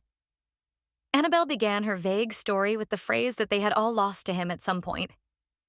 Therefore, there are restrictions under the contract. These are the rules of those who are dead and bound to this world by magic. He imposed too many restrictions for them to mention him to the girl now. But the lady could tell her only one thing. Remember his eyes. Rosetta is the one who can hear their voices even when it is not allowed, so it will not be difficult for her to see his eyes. All the information that was dumped on her was a burden and tangled in a ball, but that is the only thing the lady could say. The event was interrupted by an open door. Henriette appeared from there, who fiercely asked what they were doing here at such an hour. What were they thinking, waking his daughter up so early? The ghosts began to apologize one after the other. Rosetta, knowing where this was going, ran up to her father and explained herself that they had simply wanted to greet her. The Duke picked her up and began to talk about proper childcare, which pleased the ironic spectacle. In fact, it was all thanks to the advice of Milady Ennis. It was already bearing fruit. That woman, exquisitely dressed with a hat and rose-shaped ornaments, was giving excellent lessons to parents on how to raise children. Henriette decided to return her to the room immediately. The girl agreed, noticing at last that Annabelle had disappeared somewhere. Among the ghosts who bowed their heads, she was given her recognizable outfit. He put his daughter to bed and promised her strawberry cake on a floppy disk the next morning. The Duke wondered if the ghosts hadn't called her just to say a bunch of useless things. Rosetta denied this happily. She enthusiastically talked about how they had eaten delicious food together, listened to the mystical game of ghosts, and talked about Kiana, the fairy she had met at the estate. She explained to her father. He was taken aback by this information, because as far as he knew, that is, perfectly, there were no fairies in the castle. This made the heroine think about her first attempt to talk about this boy. Henrietta brushed a strand of hair from her face as a gesture of comfort. He said that there were only 2 boys in the estate now, Abel and Camillon, in a tone that cut off any doubts and explained to Cain how simple her dream was. There is still another boy here, but she could not have crossed paths with him since he does not leave the room. But Cain is probably someone else, since the Duke would have recognized him from her description otherwise. He stroked her head in farewell. Because he still had business to attend to, it was not possible to take Rosette to his room, but they would see each other in the morning. After a moment's hesitation, she pulled at his sleeve and pressed her lips to his cheek. Henrietta's pupils dilated so much that they seemed to cover the entire iris. The girl herself hid behind a blanket to hide her face, which had taken on a crimson hue. The Duke unexpectedly smiled, thanking his daughter for the care she had shown in asking him to finish quickly and go to bed. He told her to also have a good rest. Tomorrow, the 3rd Min Calyx would arrive and they would have the opportunity to meet. Rosetta pulled the blanket over her head, assuring herself that she was only 7 and that there was nothing awkward about what she had done. She wondered why the Duke's relationship with the rest of the children had developed in this way. Even though he had behaved the same way with her at first, his parental love was still obvious. The last thought that popped into her head before she finally fell asleep was about Calyx. In the novel she had written, he was crazy, but so much had already departed from the canon of her manuscript that she could only hope that they could get along. During breakfast, Rosetta recounted the events of the previous night to her brothers. They listened to it all with interest and even made the girl promise to share the dessert, which she spoke about with no less enthusiasm. As soon as the Duke's arrival was announced and he entered, taking his place at the head of the table, a bottomless silence fell. No one spoke while they ate. Henriette did the same, adding fuel to the gloomy atmosphere. When they had all finished the main course, dessert was served. The heroine noticed the thin and neat shape of the treat, despite the fact that the glaze was spreading, obviously not as the chef intended, and the strawberries were not holding the position they were supposed to be in. The brothers, seeing her look, asked if this was the first time she had seen such a form, but she in turn turned to Henrietta, praising him, because this time his cooking was much better than the last. The Duke was pleased with his daughter's sincere happiness. He only nodded his head with a smile and confirmed that today's treat was prepared by him. In turn, the sons froze, unable to understand whether they had heard correctly or not. Their father... What did he do? Prepare a cake? He explained quite calmly that the food could be poisoned, and as a result of the experience gained in the county, Rosetta was uncomfortable when she ate. So he began to cook on his own, mastering the skill step by step, starting with those cookies.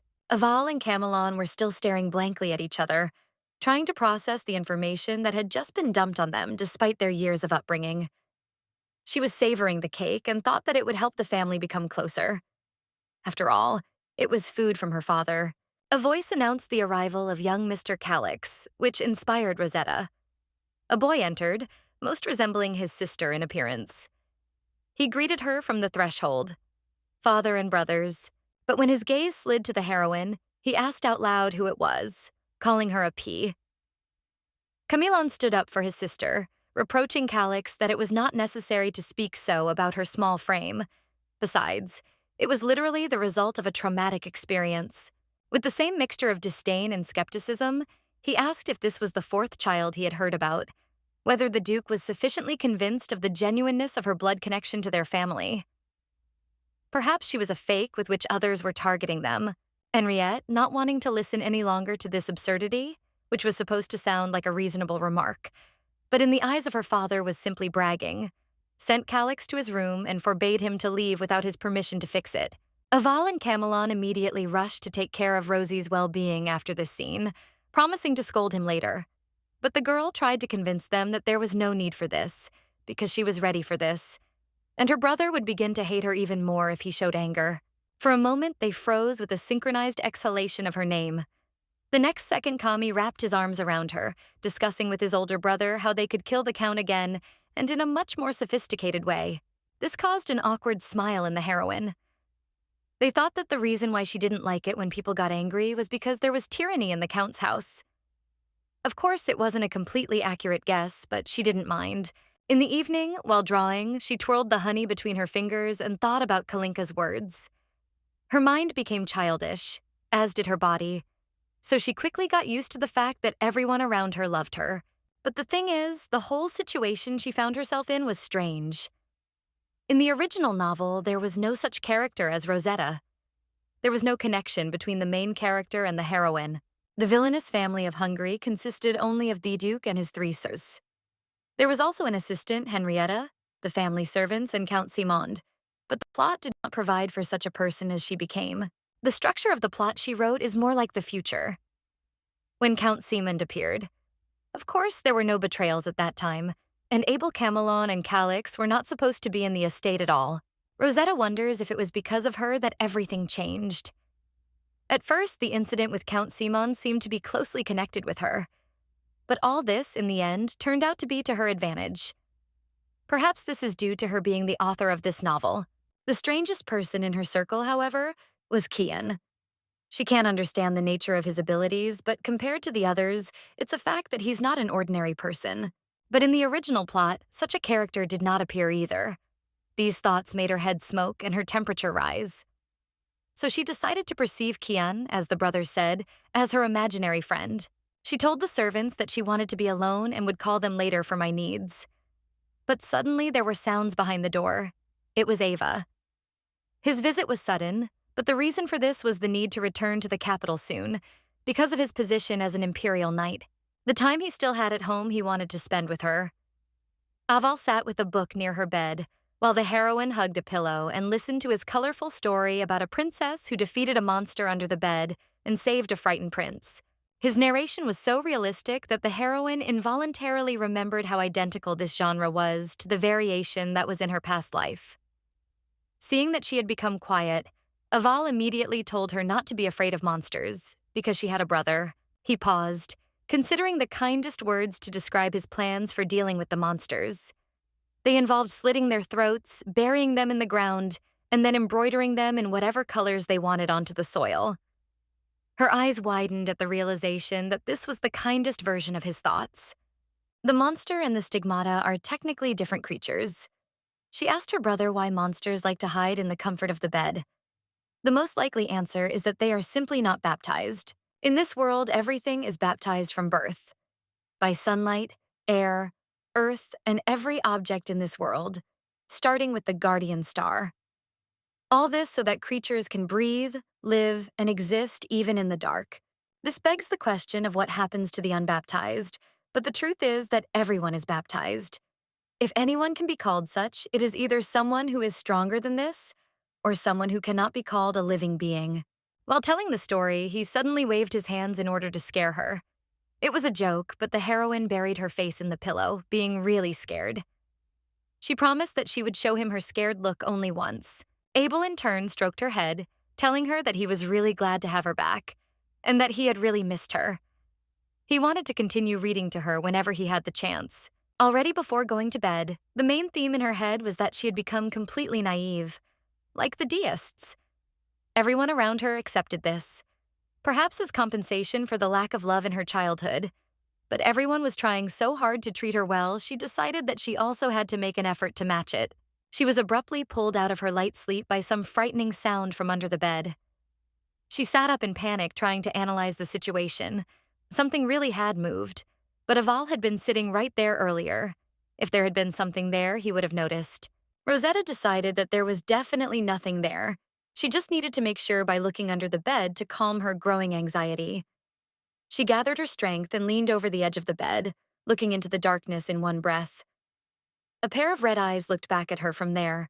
Without wasting time, she screamed. Her father came running to these sounds and immediately picked her up in his arms, and her brothers. She could hardly say a word clearly from fear. The Duke ordered to search the whole room, including her bed. After a detailed check, there was nothing there. She was asked what happened. Was there anyone in the bed?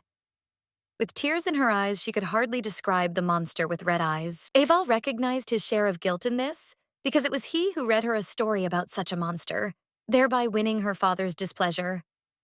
Rosetta tried to solve this by assuring that she really liked it when her brother read to her. Besides, she is not afraid at all, now that everyone, Henriette, Aval, Millie came, even including her youngest brother, as she called him, causing Calix's displeasure. Although he himself recently, without having time to say hello, called her a P. Aval continued to apologize for this, from different sides, which made the Duke look even more like a thundercloud. The heroine, realizing that this would lead to even greater distance in the family, leaned over and kissed her brother on the forehead, thanking him. Then she turned to Henriette, insisting that the monster's appearance was not Aval's fault at all, and that if he was angry about it, she would stop kissing him. And it worked quite well. They agreed that he would choose his book more carefully next time. The older brother still stood there, confused, while Millie was also waiting to get a kiss. Calix watched for a bit, rolled his eyes and walked out, while the others vied with each other to offer Rosette to sleep together for her peace of mind. Among them, she decided that Henrietta was the safest, since she could still say with certainty that she had not dreamed the creature, although everyone considered it nothing more than a dream. The next day, she kept thinking about that look in those red eyes. Unable to bear it, she slammed the book shut and told the servant that she was going for a walk and went to look for Kian, relying on her own guesses. She moved quickly along the glass greenhouse, calling for the boy. He did not appear, and she insisted that if he did not appear, she would go herself to that lake full of strange hands and danger. After that, Kian suddenly appeared behind her, and the first thing he did was ask her if everything was okay, taking her hand. He was surprised that she herself came looking for him this time for some reason, which she explained was whether he was under her bed yesterday. For a moment it threw him off balance, but then he grinned, as if she had realized it only now. He was pleased, sincerely glad on the surface, that she, although belatedly, had recognized him. He did something similar. He asked because he was angry. She, after all, called him only her imaginary friend. This completely threw Rosetta off track. She mentioned it only mentally, in conversations with herself, so obvious anxieties followed. How could he know this? Meanwhile, he continued to insist that wasn't it a bit out of line to refer to a living being as if he were imaginary? For effect, he carefully grabbed her face and said that he was standing right in front of her. The feeling was strange, his hands were quite cold.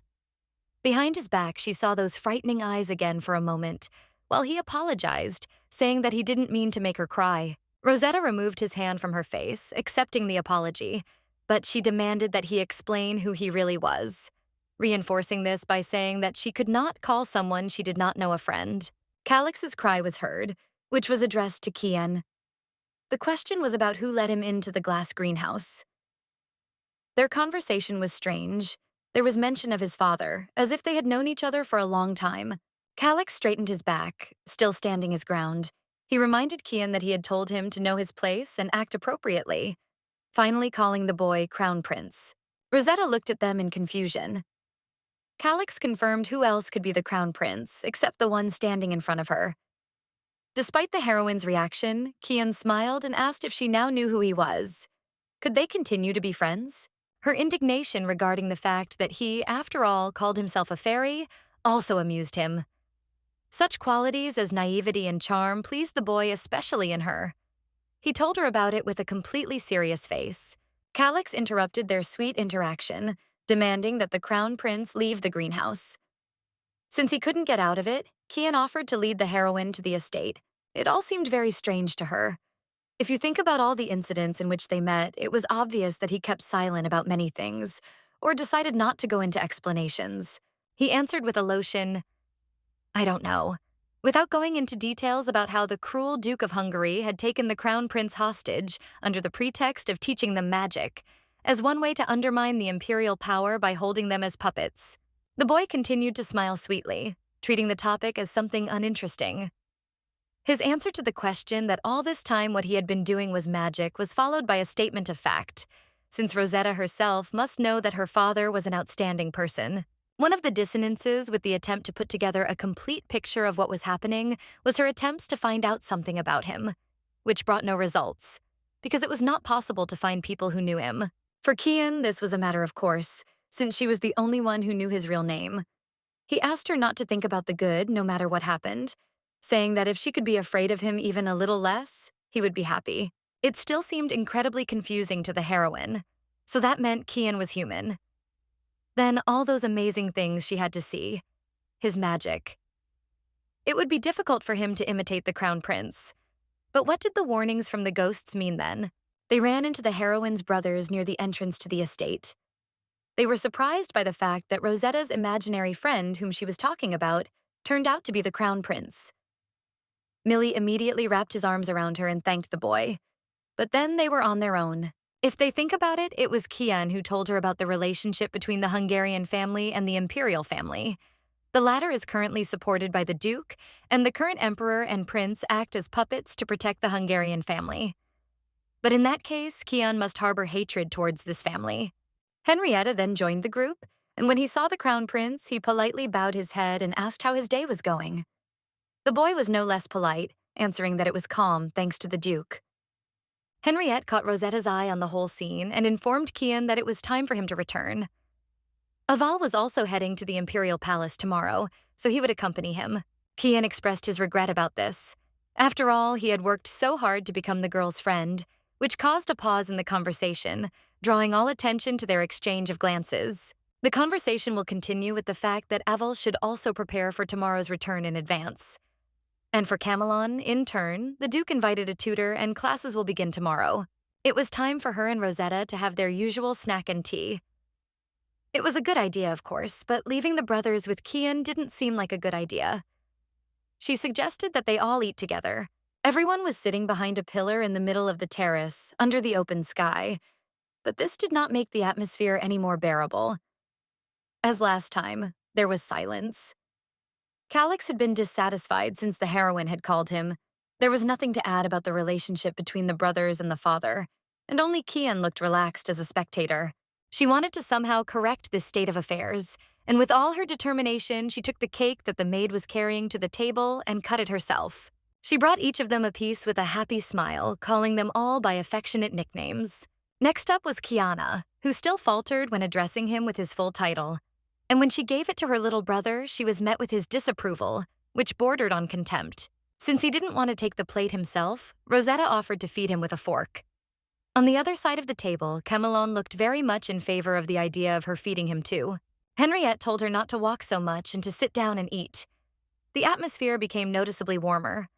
Aval asked if the chair was too high for her, and then wiped the crumbs remaining on his lips. She started a dialogue about the quality of food in the Imperial Palace. Thus, at least some dialogue was formed in this family. Which could not but please, she calmly began to eat her portion, hoping that it would continue like this. After the meal, Kian asked her if she was sure now that he was not imaginary. Rosetta answered thoughtfully that she still thought he was more of a fairy than a normal person. It was hard to tell if there was something special about him that made him so different from other people. There are tens of thousands of mysteries in the world related to guardian stars, but there are a huge number of ways to protect, so it is difficult to understand what Kian's power is. She remembered the words of Annabelle, who asked her to remember his eyes well.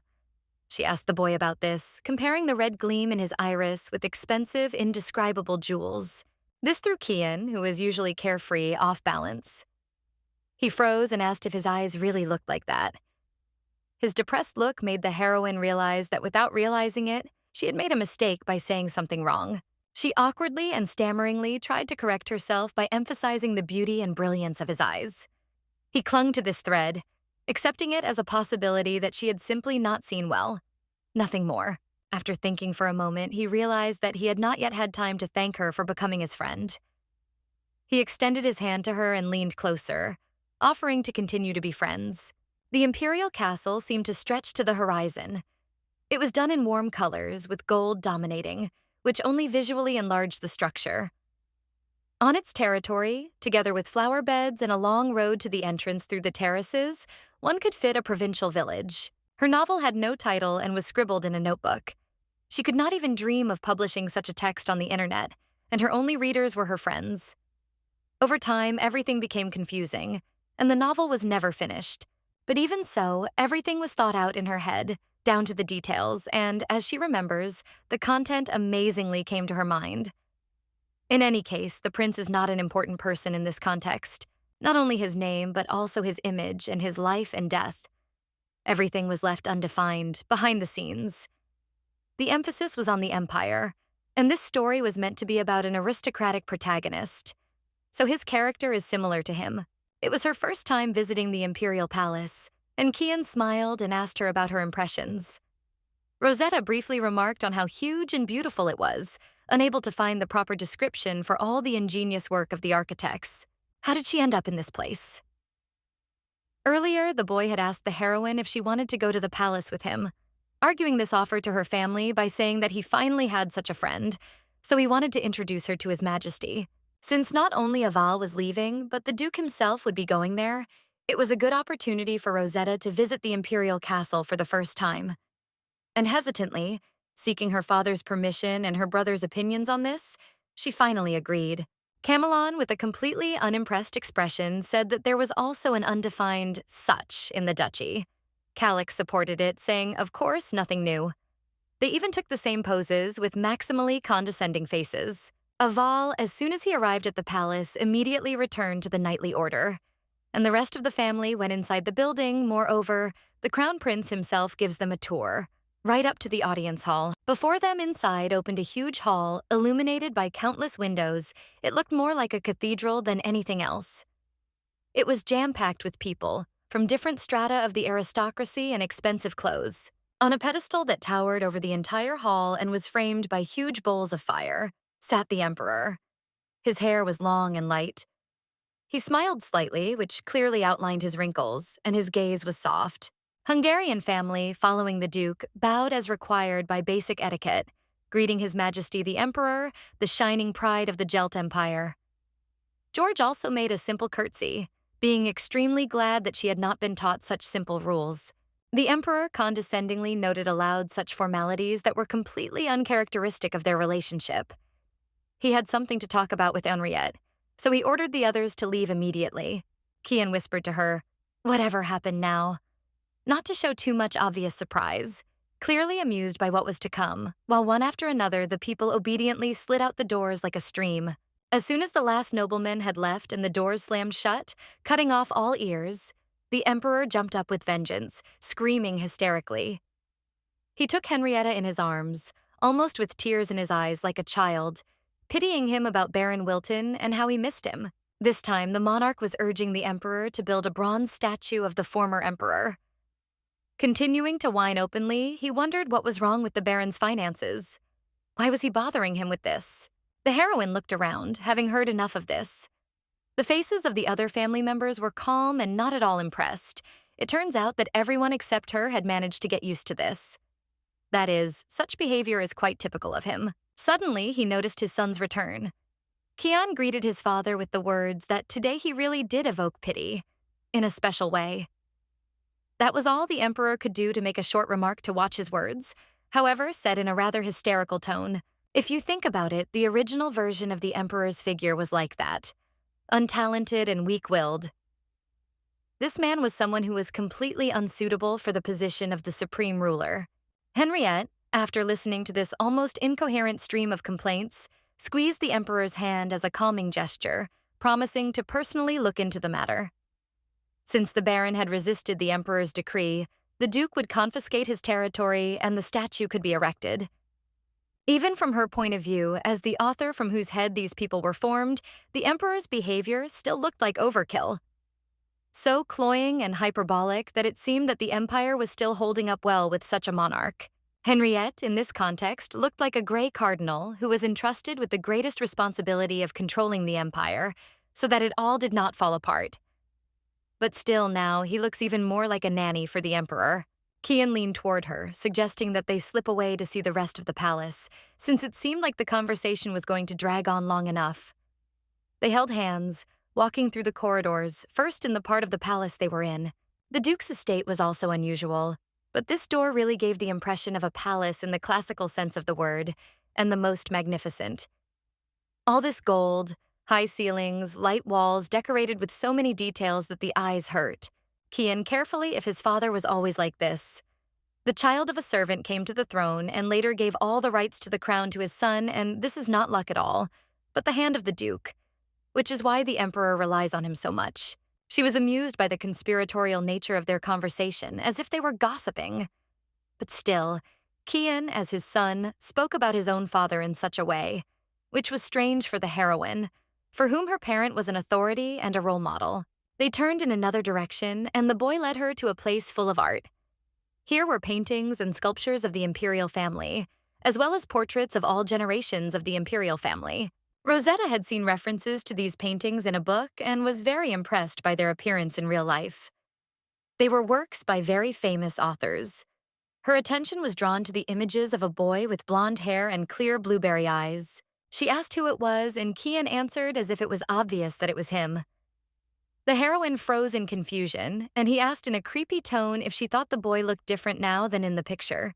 He grabbed her hand gently but demandingly, asking several more times, their two figures casting a shadow on the portrait. Her silence was obvious, as he thought. Rosetta sees the real him. The girl tore her hand from his grip and ran wherever her eyes took her. She called for her father and brothers with tears, completely unable to understand how such things could happen. Calix at full speed, not looking around.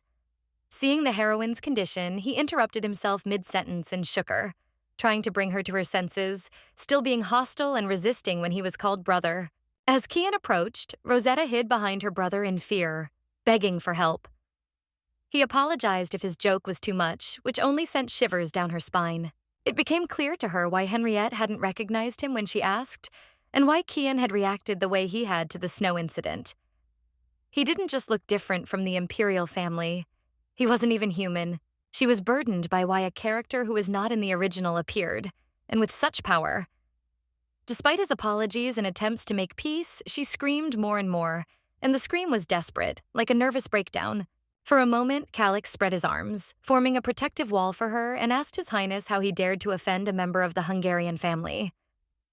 But then he turned around and, in his usual displeased tone, reproached his sister for being foolishly caught again. Kian, however, resigned himself to the heroine's mood and admitted that their relationship would not improve today. He assured her that if she thought of him, he would visit her immediately. And with these words, he retired to the heather of Rosetta. There was a mistake in the original, and it had nothing to do with her. Unlike Count Siemund, there was nothing that happened that could somehow become a link between her and Kian. It was said that the crown prince was himself, until the heroine returned to the Hungarian estate. She felt that with such a strong change in the plot, like the inhuman prince, the ground was crumbling under her feet. This realization itself was terrible. Even after the boy left, she continued to hold Calix's clothes with a death grip, and then her legs completely gave way, unable to stand from shock. Although her brother gave her a hand to help her up, it did little to help her, since her legs were completely weak. He turned and offered to carry her on his back, getting into a comfortable position for her to climb in. After a moment of trying to get her bearings, his characteristic behavior resurfaced. He carried her on his back, but with a mixed expression on his face and asking, rather instructing, not to tell anyone about this. She, without thinking, promised to remain silent. And then it occurred to her what Kiana's real name was. Calix answered without enthusiasm, saying that he didn't know and why he should be interested in it at all. This was quite typical for him, because the younger brother never paid much attention to others. They soon met the rest of the family.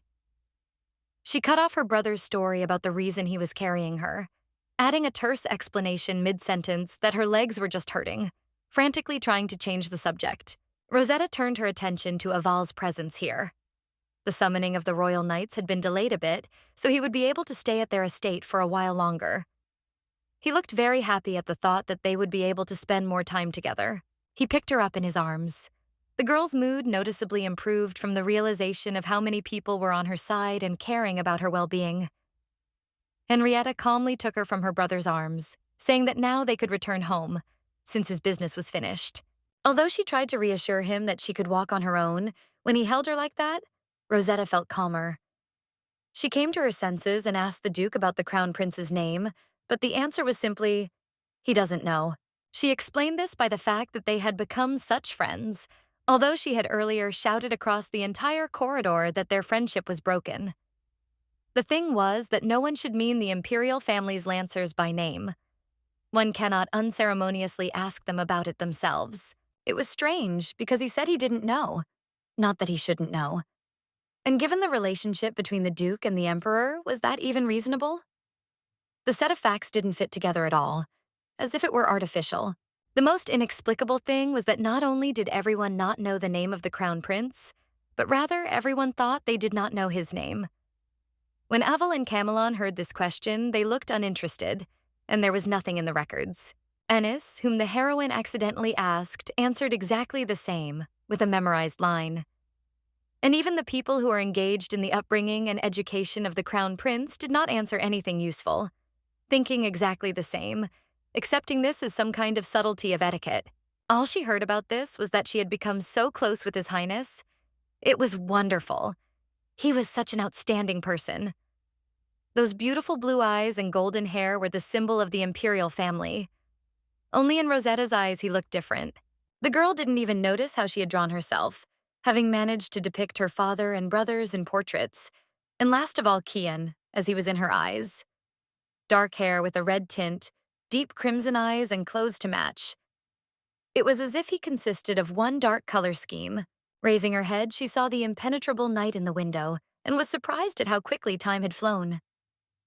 Probably the time had already passed when the servants came and announced the hour for sleep. The corridor was dark. She walked along it, calling her servants by name, but it was completely quiet. Only the curtains swayed in the wind. Each time she was escorted to the room, so now Rosetta did not even know where the lanterns were. A little further, she suddenly came across the bloody body of a knight. He was barely breathing. He was trying with his last strength to push her to run. This seriously scared the heroine, because the estate was protected by a barrier and magic. The voices of the servant signs sounded, also broken and exhausted, like the knights. They said that they could no longer prevent the magic. The killers had invaded. They were trying to defend themselves, but their bodies were immobilized. She should run as fast as she could to the Duke, Calix's room. Near it lay the lifeless bodies of knights with their throats cut. Rosetta rushed there without any hesitation. Hungarian estate is protected by a woman with silver eyes and a veil that covers half of her face. She is the guardian star Henrietta, and she has an incredibly strong protective field. To destroy it, you need to have power over the force that destroys all witchcraft and magic, and this is practically impossible. Only if there is an obvious abyss of greed. Blood already decorated the half-open doors of the room. It came in like a hurricane, just as the murderer, his face covered, was swinging a dagger at Calix, who was pinned to the bed. Rosetta, trying to think as quickly as possible, threw a vase that was standing right next to her at the figure in the dark. It did no damage, but it turned the attention away from the killer, preventing him from delivering the final blow. Calix tried to shout to her to run and call her father for help, but the figure simply slammed him against the wall, shutting him up and moved towards the girl. According to him, there was no point in running to Henriette because the others had already gone for his soul. The brother on the bed was already screaming something else, uselessly assuring the murderer that she had nothing to do with them. But the second one continued his speeches, that they should blame their father for this. Probably the girl wanted to live a long life. Can a cornered mouse bite a cat? These were his last words.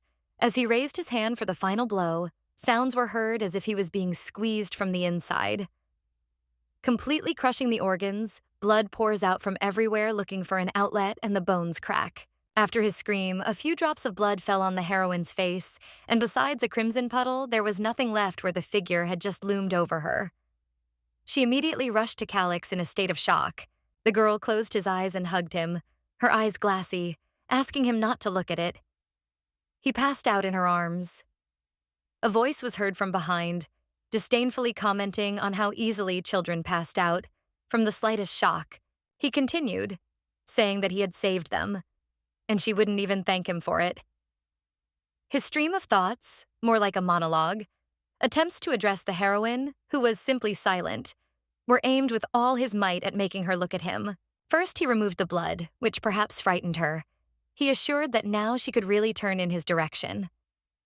The owner of the painfully familiar voice was Ken. He stood with a strange hand, seemingly inhuman, with blood flowing from the short one. The boy immediately removed it, leaving only a trail of black smoke in the air. Rosetta sat completely disoriented on the bed, hugging her limp brother. Each of her words came out with hesitation, unable to form a clear thought. His answer was that she was in danger. How could he not come? He had promised that as soon as she thought about him, the boy would come. This referred to that drawing and a few quick thoughts, which was even more frightening. The girl put her brother on the bed and backed away a little, asking what he was. Ken did not give a clear answer, only leaned closer to her and explained his appearance by saying that he only had in mind to save him, because they were friends. At that moment, it seemed to dawn on her. This world is protected by guardian stars. There is only one creature that is called the monster, the only imprint of the curse in this world, the most terrible disaster. He smiled and the fog swirled around her. Now she understood everything. All she could hear was his voice, asking if she now accepted that he existed. He didn't want her to think otherwise, because all people like her are afraid of him. For them, he is the king of stigmata. From the smoke, a figure appeared, much taller than the boy she knew. His hair was long, and even his gaze was different. In the novel that is not finished yet, this is the last chapter that remains only in her head. The one who brought this world to the most terrible state. The curse, stopped by the god who disappeared from this world. The one who caused all the misfortunes stood before her, caught in a romance that existed only on paper. She did not yet know that when he revealed himself, looking at her like that, Rosetta would experience an indescribable fear. She screamed and kicked, desperately trying to make him disappear. Touching her and feeling her tremble, he didn't understand the reason for her fear.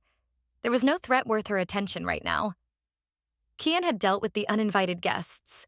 Her family was safe too. Maybe something was hurting her?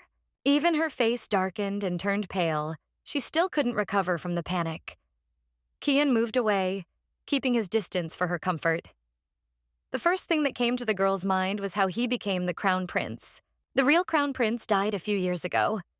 Ken has been living among humans for a long time and was in his entourage when His Highness fell victim to assassins.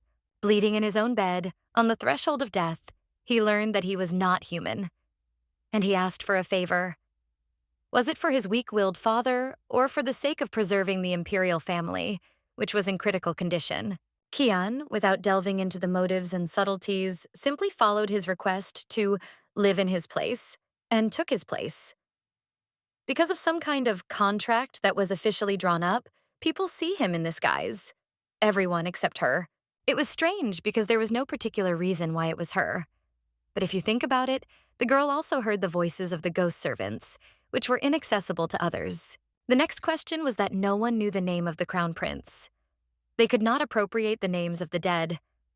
Names are the essence of all living things. Even if it was the name of someone long dead, it was undesirable for someone like Ken to use it. So he simply made everyone forget him, and then introduced some rule about etiquette and the impermissibility of such things. The heroine was reassured that he did not kill the crown prince and did not hide him somewhere in captivity.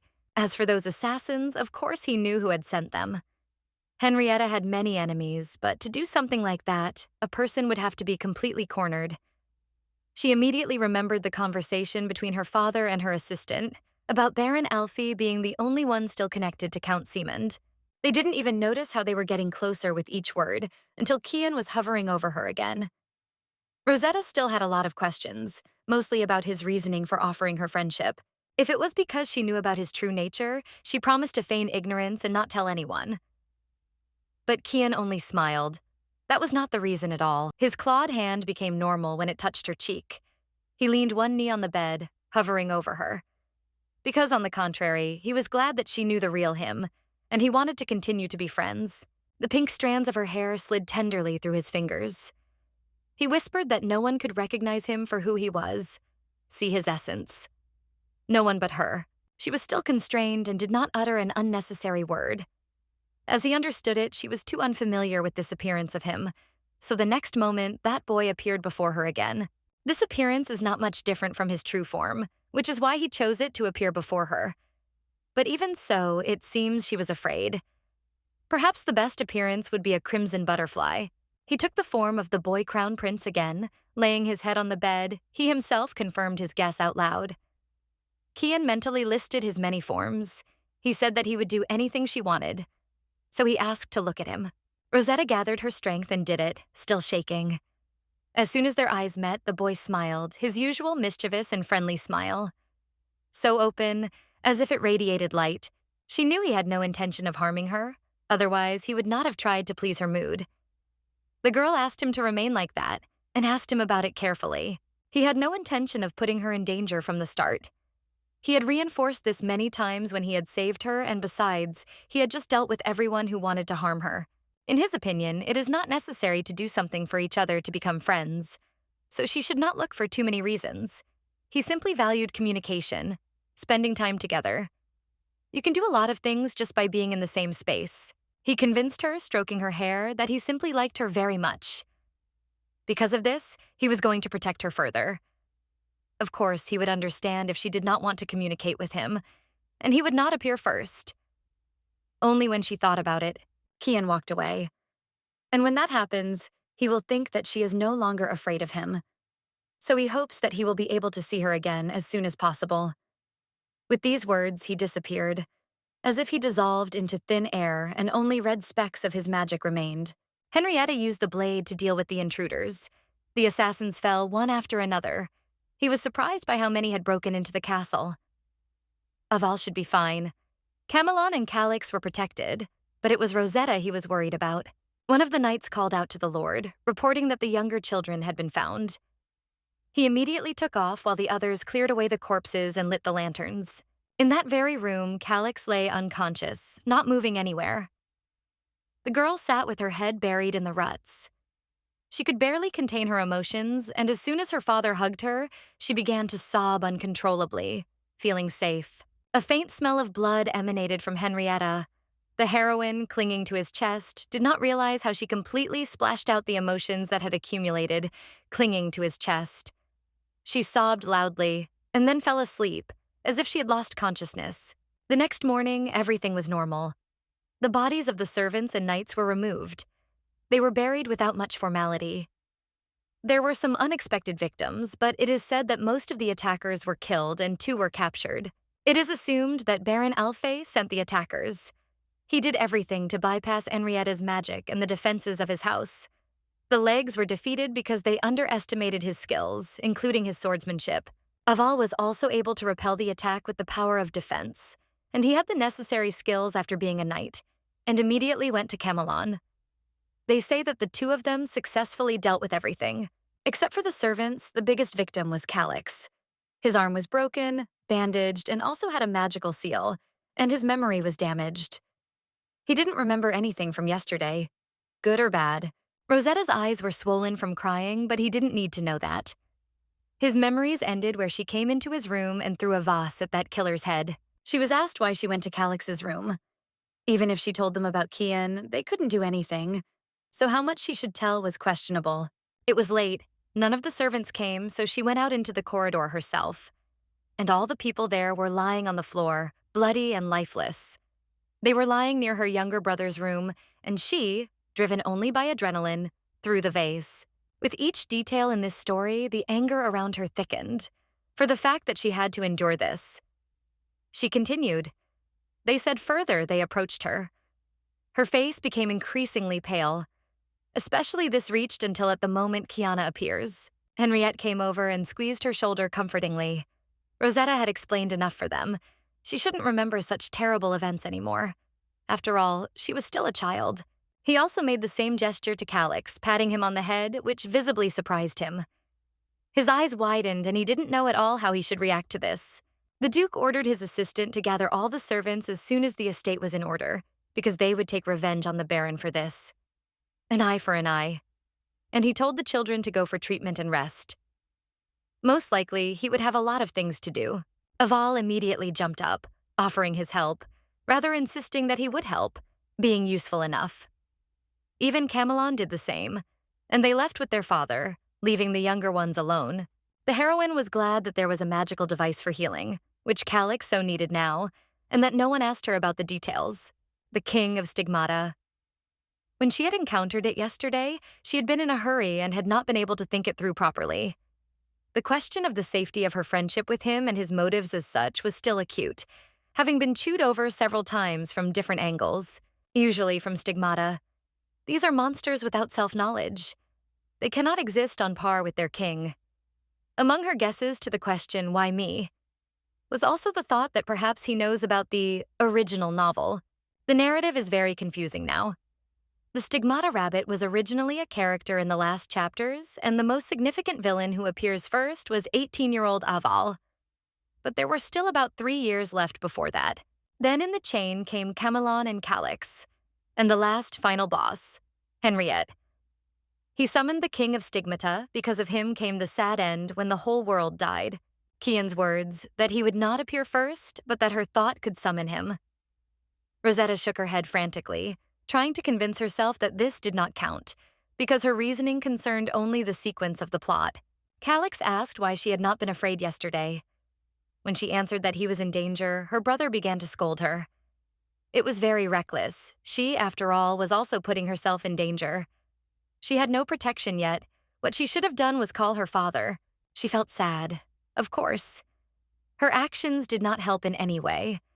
But at least she tried to cast aside her fear, stepping over her powers to help.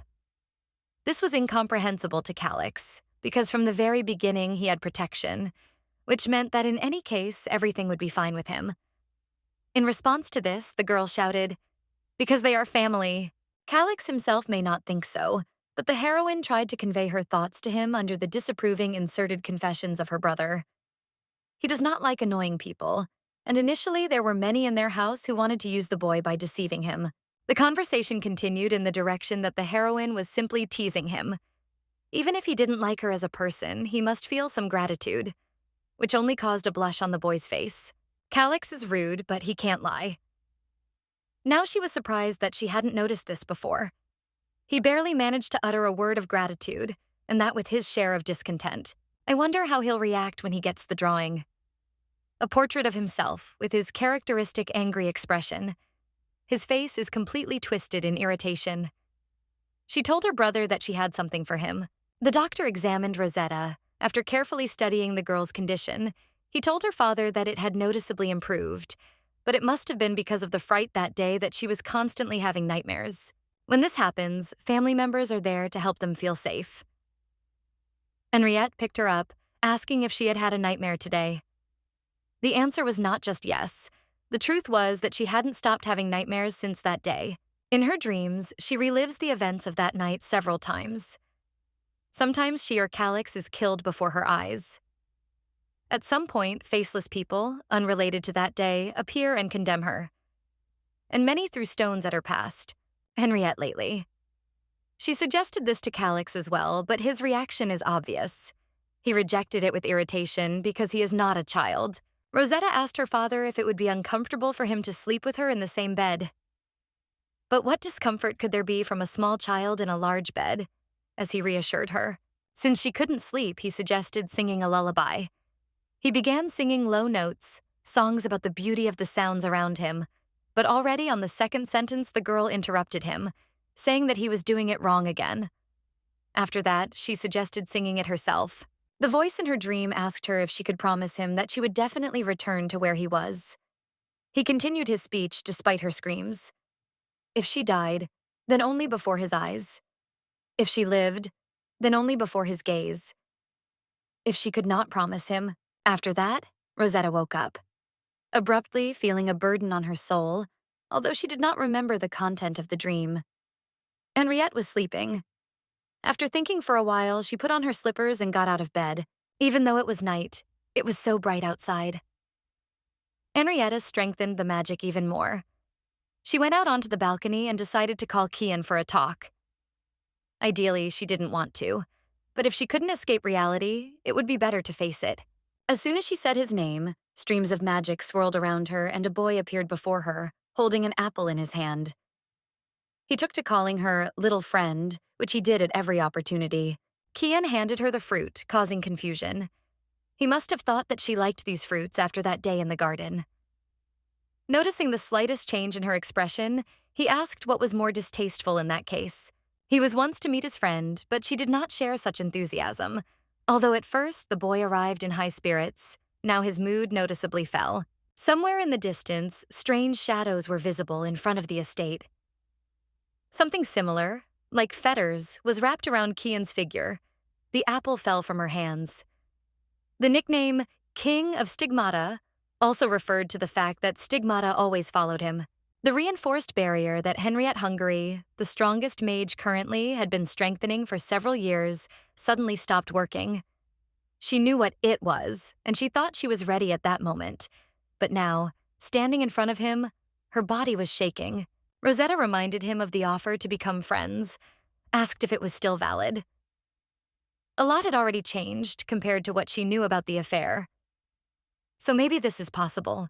She offered Keanu a deal. Friends value each other, so her condition was to promise that if he became her friend, he would not harm anyone. Maybe there would be a reason why she couldn't call him right away. As her friend, he must not harm the people around her.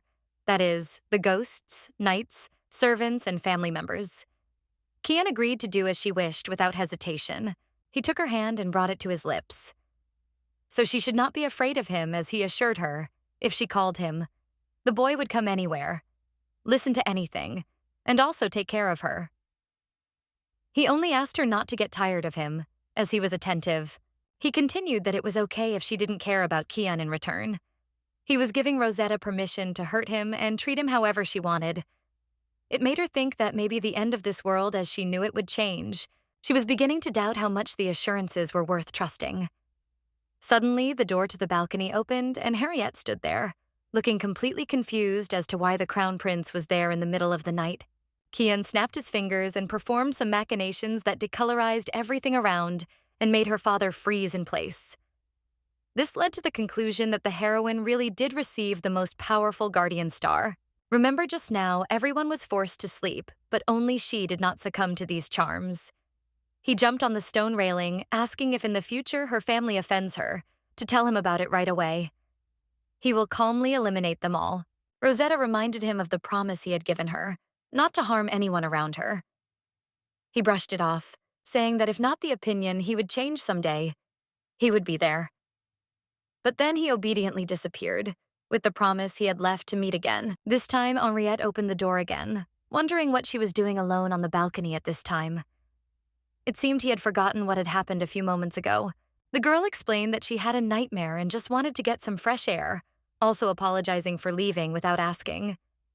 The Duke picked her up, fully accepting this version, and she can go wherever she wants on this estate, but it is advisable not to disappear one night. If she had a nightmare, she should wake him up. The father had no desire to sleep peacefully while his daughter was tormented by nightmares. He carried her back to bed in his arms, and Rosetta clung to it, convincing herself that everything would be okay, time after time. The last summer, from this day on, she will live in the Hungarian estate in the capital. In words, it was only an estate, but in fact, it turned out to be almost a real palace, with architecture to match the imperial castle. They say that the emperor's birthday celebration will take place in a few days. Calix, on the contrary to the giggles of the rest of the family, Calix was straightforward, saying that the celebration was just a pretext, and she was pretending, or really did not know the real reason. The servants laughed at this scene. Seeing the completely confused heroine, Fina leaned closer, explaining that they were talking about her birthday. Until now, she had not attached much importance to this, and had not particularly cared about anything of the sort until the family appeared in her life. Therefore, she completely forgot about her own birthday, but these people remembered, which warmed the soul. The banquet on the occasion of her birthday will be held in the Imperial Palace along with the awakening ceremony, so she will need to take part in it. They spoke about it so simply and casually, saying how long it had been since their family had held a banquet, as if the Imperial Palace, that is, the greatest power of the empire, were their ordinary neighbors. Although if you look at the relationship between the crown and the duke, it would be quite appropriate to say so. Also, the fact that they would be going to the Imperial Palace meant that she would be meeting Kian again, the topic of which was still vaguely hanging over her. Henrietta stroked her head, which was still strange to her sons, causing them to stare at the sight. He said once again not to worry about anything. Better to think about the gift she would like to receive. The brothers picked up on this topic, asking her even if her desired thing is immaterial. Calix answered that perhaps if she says, he will think about it. This was completely unexpected for her.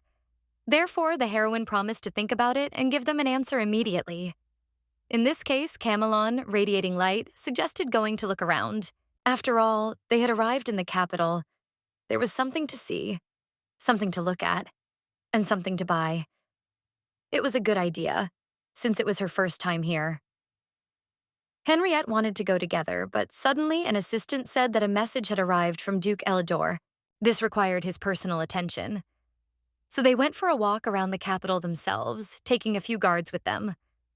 They wandered between Gothic churches whose spires towered over houses and counters full of delicious food. The streets were full of people, bright flags and confetti. It provided excitement for any child. Rosetta was beside herself with delight. She and Aval ate kebabs on a stick, saying that if he had known about her interest in this earlier, he would have brought her here long ago. Cammy and I looked at the sights around us, and Calix was forced to almost constantly run with her hand. The brothers offered her mountains of huge packages with gifts, which she refused so convulsively that soon her hands went numb. This festival will last for several days. Usually the Emperor's birthday lasts until the day after the dance ball, but since this year Rosetta is also celebrating with them, the Duke decided to extend the celebration.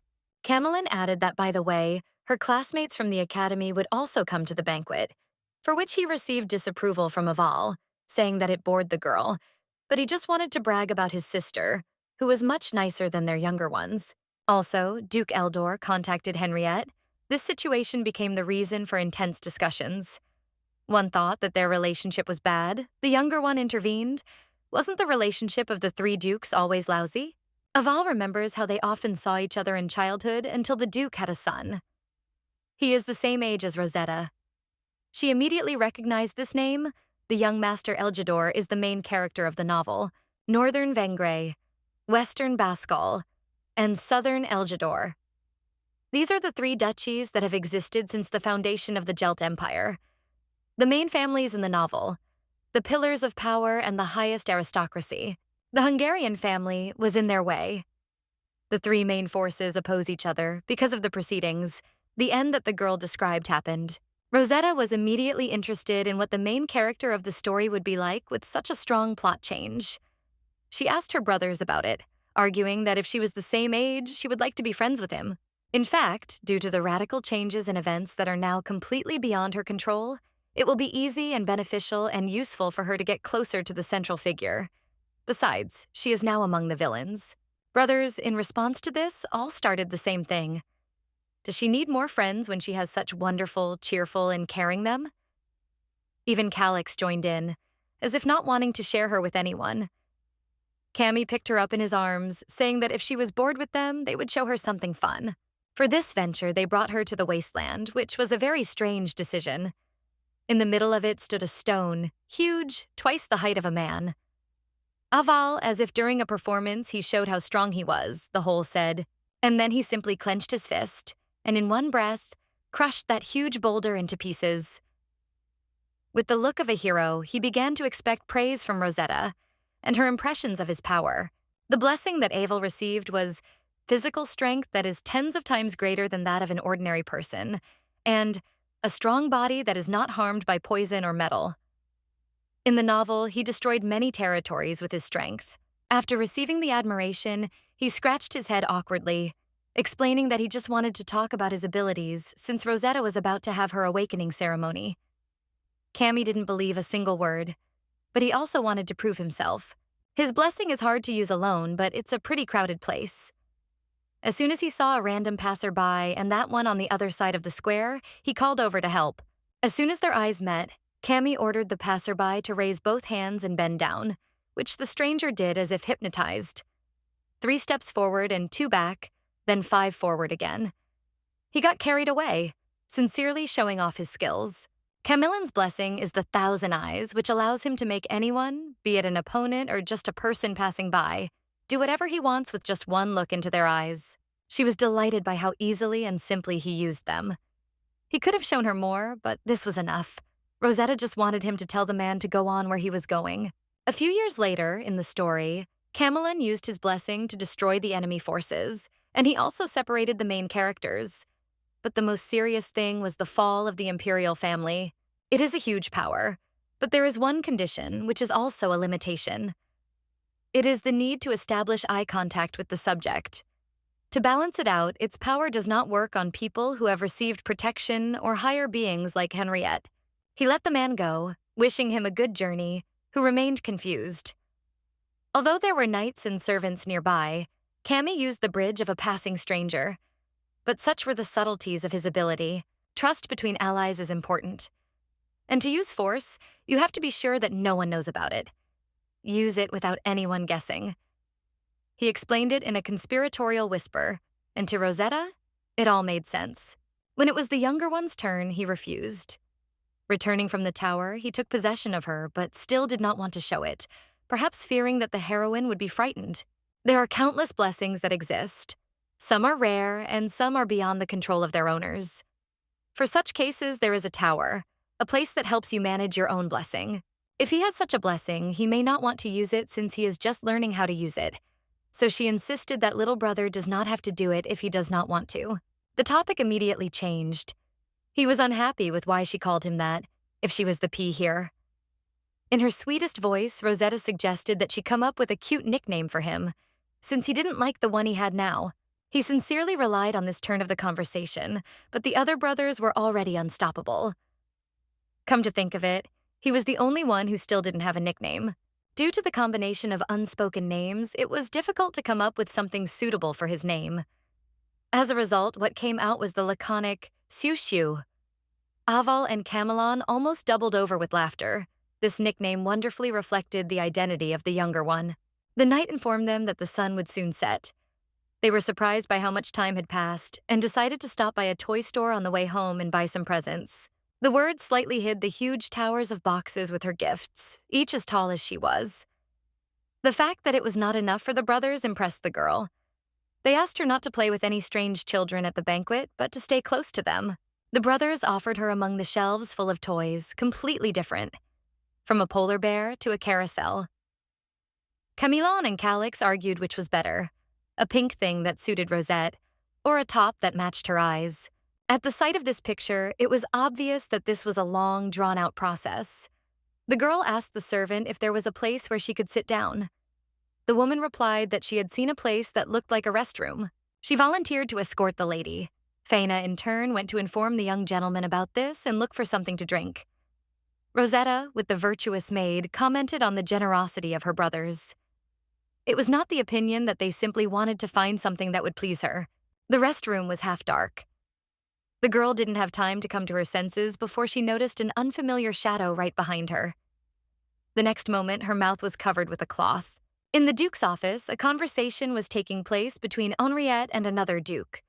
On the panel, made with magic, was Eliodor's smiling face. He was saying that this time he would not be able to attend the banquet on the occasion of His Majesty's birthday. They had not seen each other for a long time, and he was sorry, but nothing could be done about it. Henriette seemed completely uninterested and cold during the conversation, which his interlocutor noted. They had such different characters. When he was looking for a place to leave his newborn Rosetta 7 years ago, among the options were 2 other duchies. But at that time, Eliodor spent more time on the battlefield than at home, and Duchess Bascal locked herself in her home, taking care of her family affairs. Although the three of them had known each other for a long time, at that time any connection between them was lost. That's why he decided to give his daughter to Count Saemund, who also had a daughter at the time, using his power. Thinking about it now, a lot of different thoughts came to his mind. Duke Eliodor had already received news that Henriette had found his lost daughter. He did not skimp on emotions, congratulating his friend with all his heart. Also in this tirade, he mentioned his son, her age, and was about to suggest something.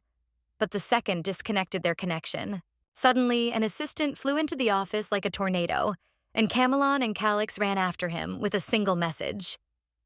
From the other end of the corridor, they were shouting that Rosetta had disappeared. The girl woke up in a spacious wooden room that looked like a warehouse.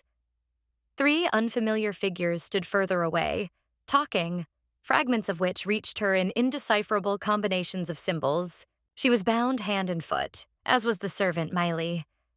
The figures' conversations became clearer. They were saying that the store was in delivery period, so the back door was open. No one had to make any effort to steal her. One just walked in and caught her. They planned to ransom the girl, but their reasoning was limited because they had no idea what family she was from. They only looked at superficial signs, such as the presence of servants and her clothing, which told them she belonged to the nobility. All three approached her when they realized that the girl had come to her senses. Their faces were too self-confident, although at the root they were simply abducting random children from the store without much investigation, which could easily lead to a conflict on socio-political grounds. One of them was covered in soot and seemed to be taking the dominant position, while the others just chuckled and nodded at the side. He told her, even if she was scared, not to cry, as he hated noise. Rosetta, trying to somehow resolve the situation, asked to be released in exchange for her silence regarding them and their activities. Of course, this did not make much of an impression on the kidnappers, and her next phrase sounded like a threat. They had better quickly release the girl, after all, she is the daughter of the Duke of Hungary. The brothers reported to their father. According to the reports, she disappeared when one of the servants went to get water. Another servant disappeared with her, and someone said that someone similar to them was seen being dragged deep into the alley. Aval has taken guard and is searching the area, but there is no news yet. Camillon bows his head, fully admitting his guilt. They should have kept a better eye on their sister. Henriette cut short their self-justification, as he called it, and ordered his assistant to contact the palace and let them mobilize the Imperial Army, with the Duke personally commanding it. If someone were to find him before him, let them bring him alive. The kidnapper could be barely alive. It makes no difference at all. He gave this order as he walked, putting on his cloak. The assistant thought that whoever it was, he should die before falling into the Duke's hands. Rosetta's words about her true origin made the three men laugh. They thought it was just a trick to trick them. Playing theatrical sympathy, their leader told the others, as if seeking support, that they miraculously knew about only 3 sons of the Duke. There was no talk of any girl. This meant that no one knew about her except the aristocracy of the capital. The mood of one of them immediately changed. Tired of unnecessary objections from their victim, the 3 left to report their catch to their boss. Already at the door, they threw out a few phrases about how if she really was the daughter of some particularly cautious aristocrat, the situation could take a dangerous turn. In that case, they should shut her up and kill her.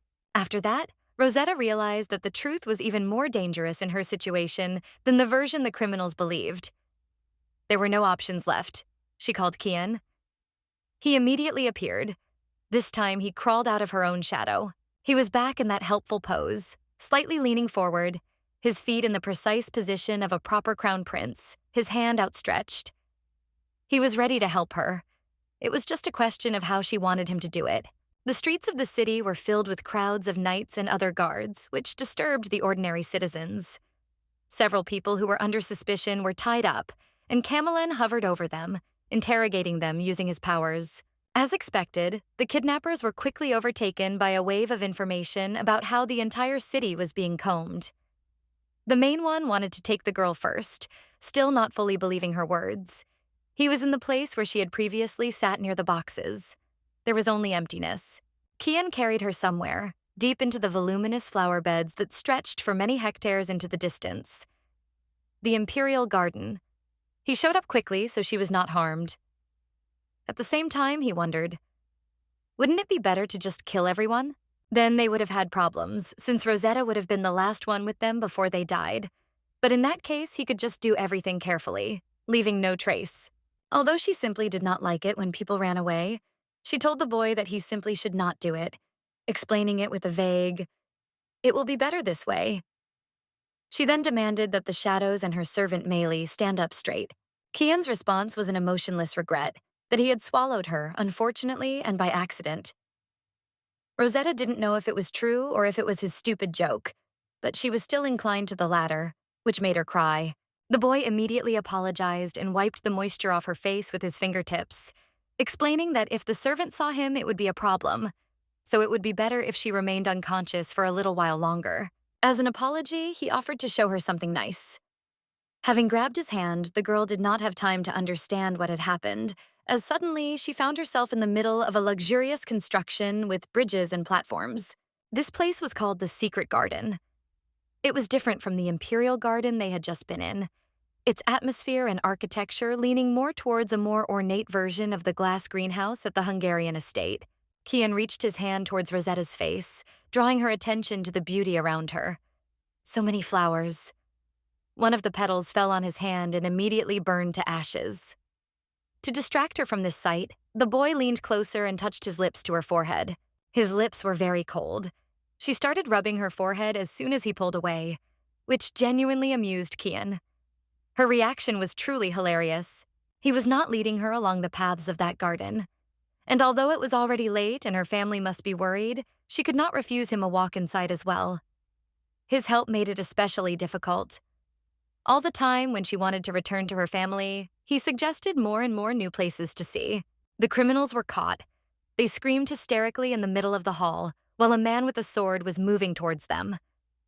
They desperately tried to justify themselves with all their might, but Aval's emotions took over with every word. He was stopped one step away from murder by his father, who entered the room and ordered his son not to act rashly. The interrogation was not over yet, and Henriette himself did not give permission to execute them, so Aval should pull himself together. An assistant named Nivel brought Camelon. He used his powers to penetrate the mind of one of the criminals. Inside, he found only confirmation of the words. So they officially did not lie, unless stronger magic was used. But that is impossible.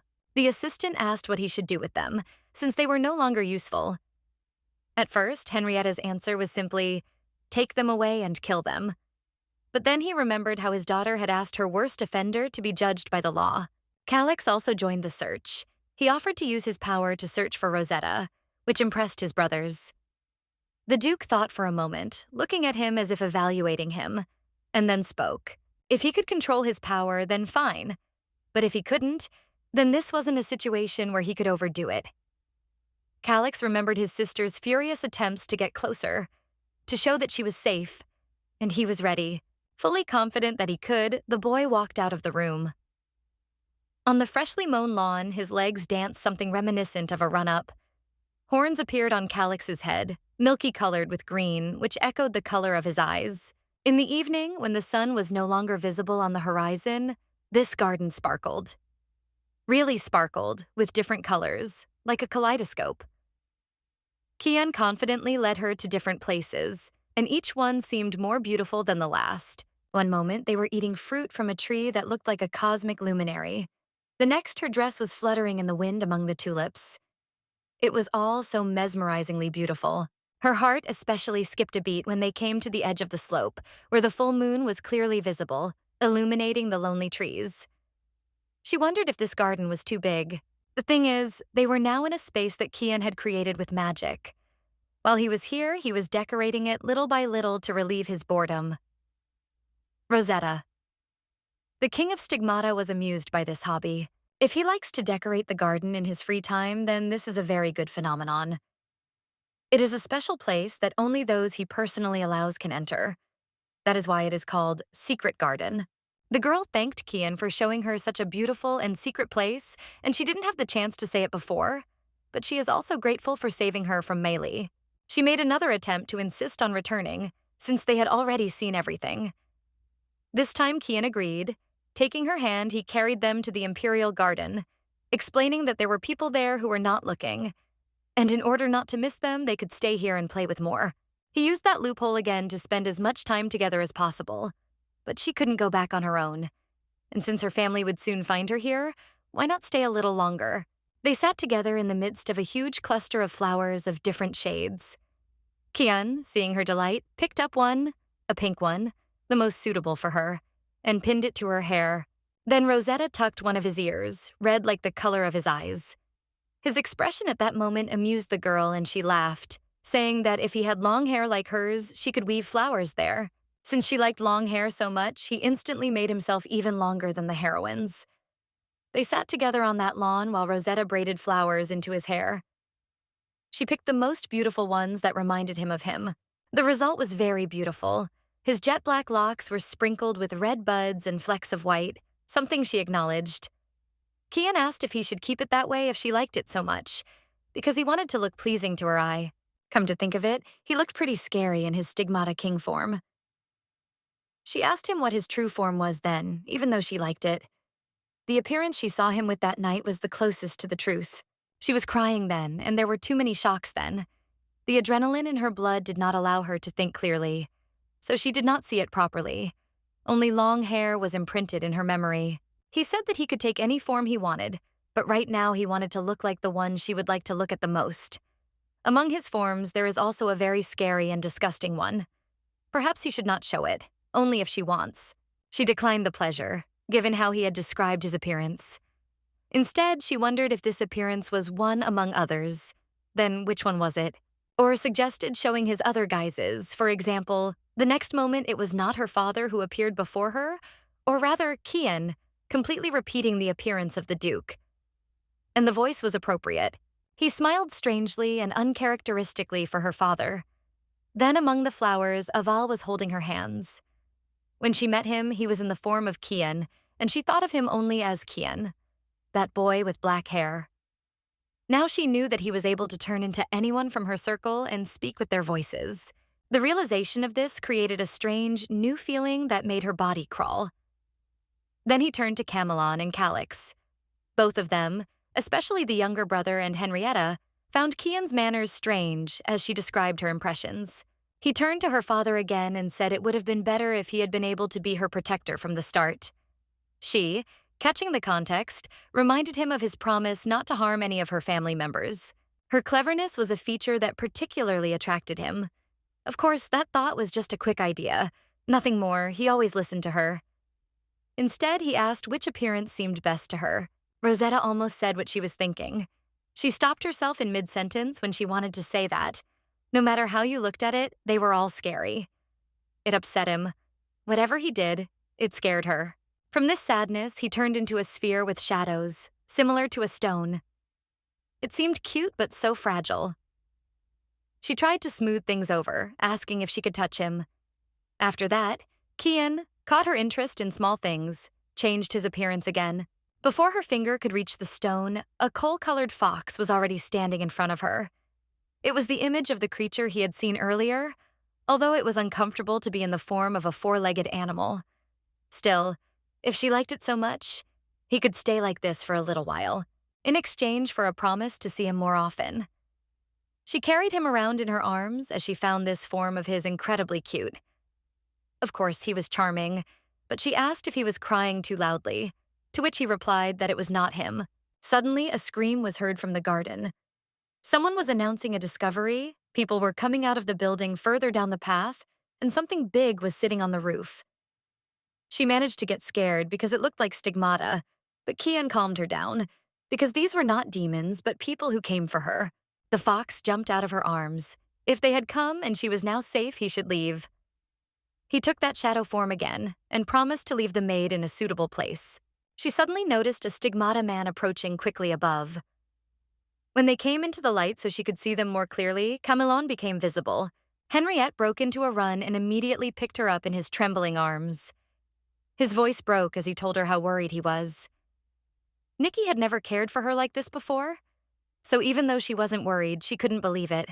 He carried her in his arms, and she was frightened by the sight of that stigmata up close. She had asked her father about it, but in response, the creature itself asked disapprovingly who it was that she called it. The stigmata called her a P, as Calix did. Looking at the huge creature with pink fur and strange horns, it was hard to tell that it was her brother Sushu. Even in this form, she could somehow call him that. At that moment, Aval and Camelon rushed towards them. Everyone who was behind them was ordered to stand still. It turns out that Henrietta mobilized the Hungarian Guard and the Imperial Guard, everyone, to search for her alone. Father decided to postpone the conversation until later, when they returned home. Everyone, along with Henrietta, who still had to dismiss the guard, sat awkwardly in silence in the living room with the green sofas. Calix didn't like her look, but at the root of it, she just wanted to thank her brother for saving her. Guardian star of Calix, the sage who broke taboos. He was said to be a great researcher in the field of stigmata. She was so surprised because that form really did resemble a creature, but that was where his power lay. But there were side effects. It was because of them that he dropped out of the academy and went to the tower to learn how to control his power. If he, in this form, lost control, it would be a big problem.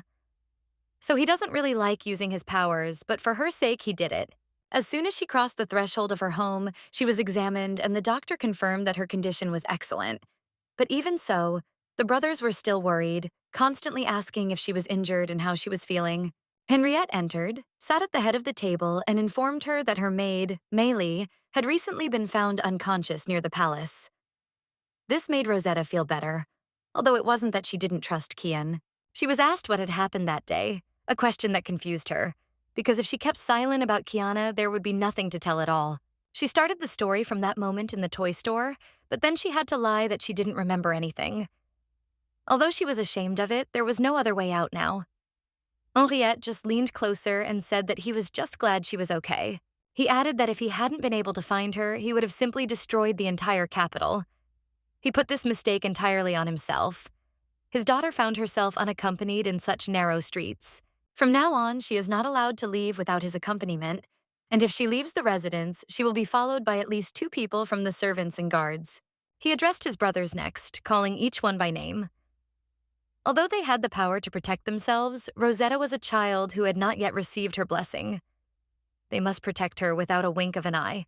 Rosie personally, but Henriette continued, forbidding them to wander around the capital without his accompaniment. The girl rarely saw her father truly angry, and now she thought she had big problems, but he just scolded her a little. Kidnapping was a big deal. But now, in the midst of it all, she felt like they were a real family, without the tense atmosphere that always reigned between its members. And this feeling was strangely pleasant. She and her brothers did not attend the Emperor's birthday banquet, as they needed rest. But Rosetta's birthday party would go ahead as planned, so she was told to gather her strength. Everyone was so worried, so she almost always lay in bed for 2 days before her birthday. That day, the table was set in a special way, and from the very morning only greetings with the holiday were heard. Faina led her into the room, which today was jam-packed with boxes. All these mountains were her gifts. They were sorted. One pile contained the gifts sent by the aristocrats from the capital. Another pile contained those from the servants. Henriette left his in the heroine's room. There was such a commotion around that the servant promised to check the rights to the residence and the store later. The brothers appeared in their pajamas. They asked if they should bring their gifts now. Aval was focused on real estate, and his surprise was very similar to his father's. And Camelon, in turn, bought a huge number of dolls and drawing materials. Calix looked the same as usual. He informed her that in addition to the gifts he had left in her room, there was also a cart and a pony. He said this in a casual tone, as if he just wanted to make sure she knew about it. She wanted to open the presents, but today was the banquet, which she had completely forgotten about. And since this was her first event of this kind, the preparations could take a lot of time. But there was nothing to worry about. The servants asked her to rely on them in this.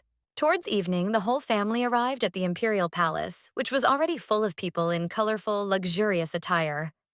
Rosetta was worried about what she should do in the midst of all this and how to behave. Henrietta's answer was simple. At the banquet or elsewhere, she was free to do whatever she wanted. Not only did this day belong entirely to her, but she was also the daughter of the Hungarian family, and could always do whatever she wanted. A voice announced the arrival of the Duke of Hungary and his family. Everyone was dressed in the same colors, as was usual for such celebrations. The older brothers walked with smiles, looking into the eyes of others around them, and only the youngest showed disdain with his whole appearance. The guests around, especially the ladies, were intensely discussing the nailed sons of the Duke of Hungary, and then turned their attention to his daughter, whom they saw for the first time in most cases. Rosetta, this evening, was dressed in a dress of the same red and white colors as her family. The sleeves were short, and the corset made her silhouette incredibly graceful. Her hair was braided on top, and around her neck was a massive necklace. As the maids promised, she never regretted relying on them. Cabulet Hall overcrowded with guests. Everything glittered around, from the crystal chandeliers to the water in the fountain against the backdrop of a ticketless golden ornament. Various people, unknown to her, approached the Duke. They praised how his sons had grown up, how brilliant the young lady was, and idle talk about political affairs.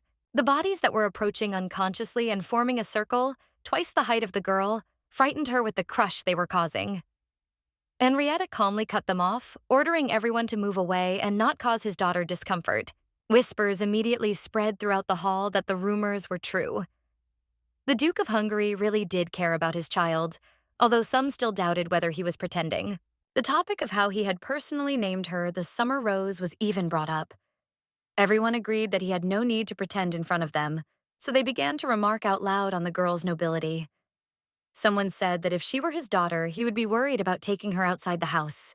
Compliments poured in from all sides, sometimes even too cloying and hyperbolic. Although Rosetta liked to hear such flattering words, she still understood that they were only meant to appease Henrietta. He detachedly commented on their behavior with too much obviousness from words. Anyone with eyes will see what they so fiercely praise. This only caused a new wave of admiration, now almost poetic, which broke out on the heather. Aval stood up for her, amidst all this shouting, asking everyone to make things more comfortable for her. Her sister, still little, and also for the first time in such a place. So he asked to leave unnecessary talk for the adults. Even though they were telling the truth, it seemed to him that Rosetta was uncomfortable with such attention. He reminded her that if someone bothered her, she just had to tell him about it, and her brother would rid the girls of the bottom. Millie's brother ran up. She asked where he had gone, to which he reminded her how he had promised to introduce her to his classmates from the academy. Behind him stood two boys who immediately complimented her, as they had in the past. But there was a catch to this. Camelon, radiating light, asked them if his Rosie was beautiful, to which they obediently nodded, assenting to how lovely she was. It became obvious that he was using his powers, which shocked her. How could he do it in such a situation? Calix came up and started complaining about how everyone around him was acting like fools. That girl in the yellow dress said that Rosetta was like a fairy. Count Nelson, they say, was going to give her a yacht, and that Brunette said he would protect her with his strength. It was strange that he remembered all of this. The music started playing, and people started dancing. A voice announced that His Majesty the Emperor and the Crown Prince were entering. They were together in expensive uniforms that emphasized their position in the political hierarchy. While his father was exchanging a few words with the guests, Kian noticed her in the crowd. As soon as their eyes met, he smiled, and it was obvious that he was happy to see her. The Emperor stood near the fountain in the most visible place to deliver the speech that would open the evening. He thanked all the guests for their presence. They were gathered here for the sake of the one who had stayed with him for a long time, for the sake of the Duke of Hungary and his daughter. He expressed his sincere congratulations on the 7th birthday of the young Mrs. Hungary. After these words, the entire hall was filled with clapping and greetings. From her brothers and father, she heard most clearly. After a moment of confusion, she felt much better. So many people congratulated her. Rosetta was much, much happier than she could have imagined. Suddenly, the thought occurred to her whether the main character and heroine of the novel had come. For the girl's life to be peaceful, these two must be happy. So, wishing herself strength, she went to look for them. But, as expected, none of the two came. While she was carefully studying the crowd, half hiding behind the door, her brothers appeared behind her, asking what she was doing now and constantly looking around, because if she was looking for someone, they could help. She made an excuse saying she just wanted to make friends with someone, only then remembered that her brothers didn't like it. Rosetta immediately corrected herself, to be more precise. Of course she wanted to play with them, but she didn't want to disturb them while they were talking to other people. This, of course, immediately attracted their attention to her. But then Camelon asked a difficult question about which of the brothers she liked the most, which left her stumped. Aval, at first, tried to reproach his brother for such a question, but he himself was curious about the answer. It's like the golden apple of Eris from Greek mythology. The one who was given the apple would perceive it as a gift, and the rest would curse and hate. The brothers, of course, wouldn't do that. But still, the question was too provocative of conflicts. The one who didn't get the apple would be upset, and besides, the legend ended in war. So she could only smile, trying to come up with an answer while they looked at her, their eyes aching for an answer. Henriette, who came up at that very moment, spared her the trouble of answering. He considered such topics of conversation too infantile, and Rosetta already had the perfect answer. She understood what he was talking about and decided that this was the best possible scenario. The girl smiled and enthusiastically replied that the one in the family she loved the most was her dad, which caused confusion in the brothers, but a satisfied smile from their father. Then he curtsied to lean closer given their height difference and offered to dance with her beloved dad, to which she readily agreed, taking his hand. Then, back home, in the Hungarian residence in the capital, she fell onto her bed, feeling tired but content. Until now, it had been just an ordinary day when she was born. In her memories, there was only a kitchen in the semi-darkness and a single piece of cake. Suddenly, sounds were heard outside the window, which were strange considering that the room was on the 3rd floor. Someone was knocking on the glass who called himself a friend of Rosetta. She immediately realized that it was Ken, and so it turned out. They hadn't been able to talk at the banquet, and today was her birthday. So he also prepared a gift and asked her to close her eyes for a minute. At first she hesitated, but remembered that she had promised to trust him as a friend and closed her eyes. A moment after he had allowed her to open them, they were standing together again in the middle of the secret garden where they had been last time. This time they were on a platform, in the night, although it was light enough. Kian curtsied and asked her to dance. She took his hand and he twirled her around surprisingly fast, holding her waist to keep her safe. Rosetta soon got into the rhythm and was really enjoying herself as they danced. It hadn't been her expectation that he could dance so well, but Kian was only too happy that she liked it. The girl, chuckling, asked if dancing was the gift he had spoken of. With a soapy answer, perhaps, he pressed his lips to her forehead. At first, she did not understand what had happened, but then smoke began to pour from the place of the kiss. Kian calmly said that since she liked this garden so much, it was her gift. Now she could come here whenever she wanted, anytime. It gave her everything. Moonlight, sunlight, starlight, time in this place, and everything else that was here. This impressed Rosetta, and before she could come out of her stupor and answer, they were back in her room. The boy was sitting on her windowsill again, in the open window, and asked her if she liked it. The girl didn't know if she could accept it, but Kian convinced her that she could use that garden as she pleased. And then he congratulated her on her birthday again, wished her sweet dreams, and promised to meet later. He hovered in that window, his hair fluttering in the wind for a moment before he disappeared again, barely having time to thank him for it, leaving behind only a red aura, which this time resembled a soft crimson. Rosetta lay back down on the bed, trying to sleep. The only light in the room was the nightlight, and the impressions of the day had not yet evaporated. For the first time, she thought about how sad it was when birthdays ended. A couple of days later, the festival in the capital also ended. The kidnapping case was also resolved. They say that Henriette changed the entire system of law and order in the capital. All that remains is to return to the duchy. Camilo was asking if Rosetta was taking good care of his gift while the servants were busy with the suitcases. Henriette was telling an assistant off to the side to contact a certain person, as he wanted to stop by the tower on his way home. In the south of the duchy, there is a star tower, a link between people and the guardian stars. There are several of them in the empire, and the one Henriette spoke of is one of them. The Hungarian family arrived at their destination by carriage. There, they were met by men in cloaks, wearing identical brooches of a hexagonal star. The same one was on the staff of a woman who stood slightly in front of them, as if leading them. The Duke said that they were going to go to the room with the source, and Calix should go and check the condition of his body for the appearance of any side effects from using the force in his body. The boy tried to convince his father that he was fine, but the Guardian's power was not always easily absorbed by humans. He had previously had difficulty using the blessing, so he needed to be convinced. He was still opposed to this outcome of events, and a woman with a staff intervened, convincing Calix that they had already prepared everything. Therefore, it would not take much time. He reluctantly agreed to this and followed the woman. Rosetta also noticed his reluctance because it all looked so much like some kind of examination at the doctor. Henriette announced once more that they were going to the room with the source. He asked the girl if she should prepare a separate room. That room is the place where one can contact one's guardian star. That is, not intended for a child who had not yet received his blessing. In exchange for this, she wanted to go look around inside the tower, asking her father about it, promising that she would go with servants and guards. But she had no idea that things would go so far. There were far more people assigned to her than necessary. There were also conditions: not to go outside the building, and if something happens, to immediately contact the Duke. Apparently, this is the result of the kidnapping. Rosetta walked through the high-ceilinged corridors. She showed Faina the fancy lamps, the light source of which were crystals placed in spirals. The tower is connected to all the guardian stars, but they also have a leader. He is called the Sun King, the one who is the guardian star of the main character of the novel. The girl came across his statue, a man with a spear in his hand and dressed in armor. She asked Faina to bring the flowers that were given to her and place them at the foot of the sculpture. There is no god in this world. Guardian stars are seers who lived in the past.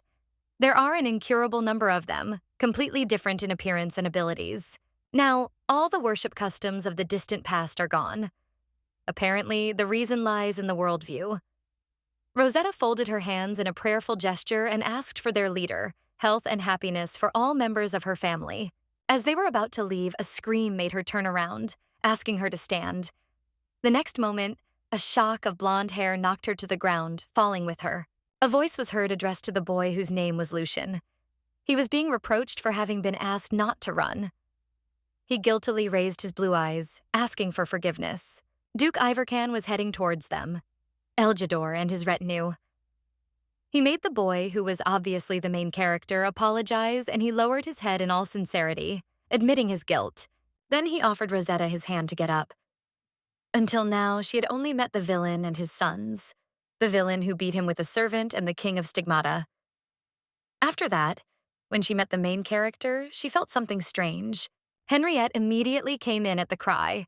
As soon as Ivorcan saw him, he immediately cheered up, a smile spread across his face with all his teeth. But she had never seen the Duke with such a strongly rolled-up eye and an irritated expression on his face. He immediately, ignoring his old friend, turned around, saying that they had already finished their business, so it was time to go back. But Ivorcan followed him, saying that seeing this indifference, he knew for sure that he had not imagined it. He kept insisting that it had been 10 years since they had last seen each other face to face, without the use of magic or letters. At a time like this, it was worth at least communicating. Then Henrietta's children came into his field of vision. He remembers Aval as a small child. He has grown so much during this time. Ivorcan continued that he heard he was suspended and believes that after this rest, he will show even more outstanding abilities. Even Rosetta noticed how loud and talkative the Duke was. He never stopped talking, although he never received answers that contained half the number of words that he managed to use himself. The main character in all this fuss carefully approached her, trying to get acquainted. He introduced himself as Lucian, and he was 6 years old, which he showed on his fingers. When the girl introduced herself, he shook her hand with all his might, laughing at the fact that she was a year older. This idyll was interrupted by Calix, who removed his hands and asked him what he was doing. It was clear from his eyes that Lucian was upset. The hero she created was different. In the novel, the protagonist is emotionless, silent, and cold. Even the shades of clothing he preferred emphasized this. When he became the new leader of the Royal Knights, those belonging to this organization split into 2 camps. Some supported Lucian, who opposed Aval, and others supported Aval himself. Of course, we are talking about the future, and the character may change considering that now he is only a 6-year-old child, but there was another feature that was striking. The girl could not understand whether she prescribed golden pupils for him. Ivorcan then circled around Henrietta, reproaching him for not being like that, despite the fact that the Duke's face did not change in any way from that indifferent expression.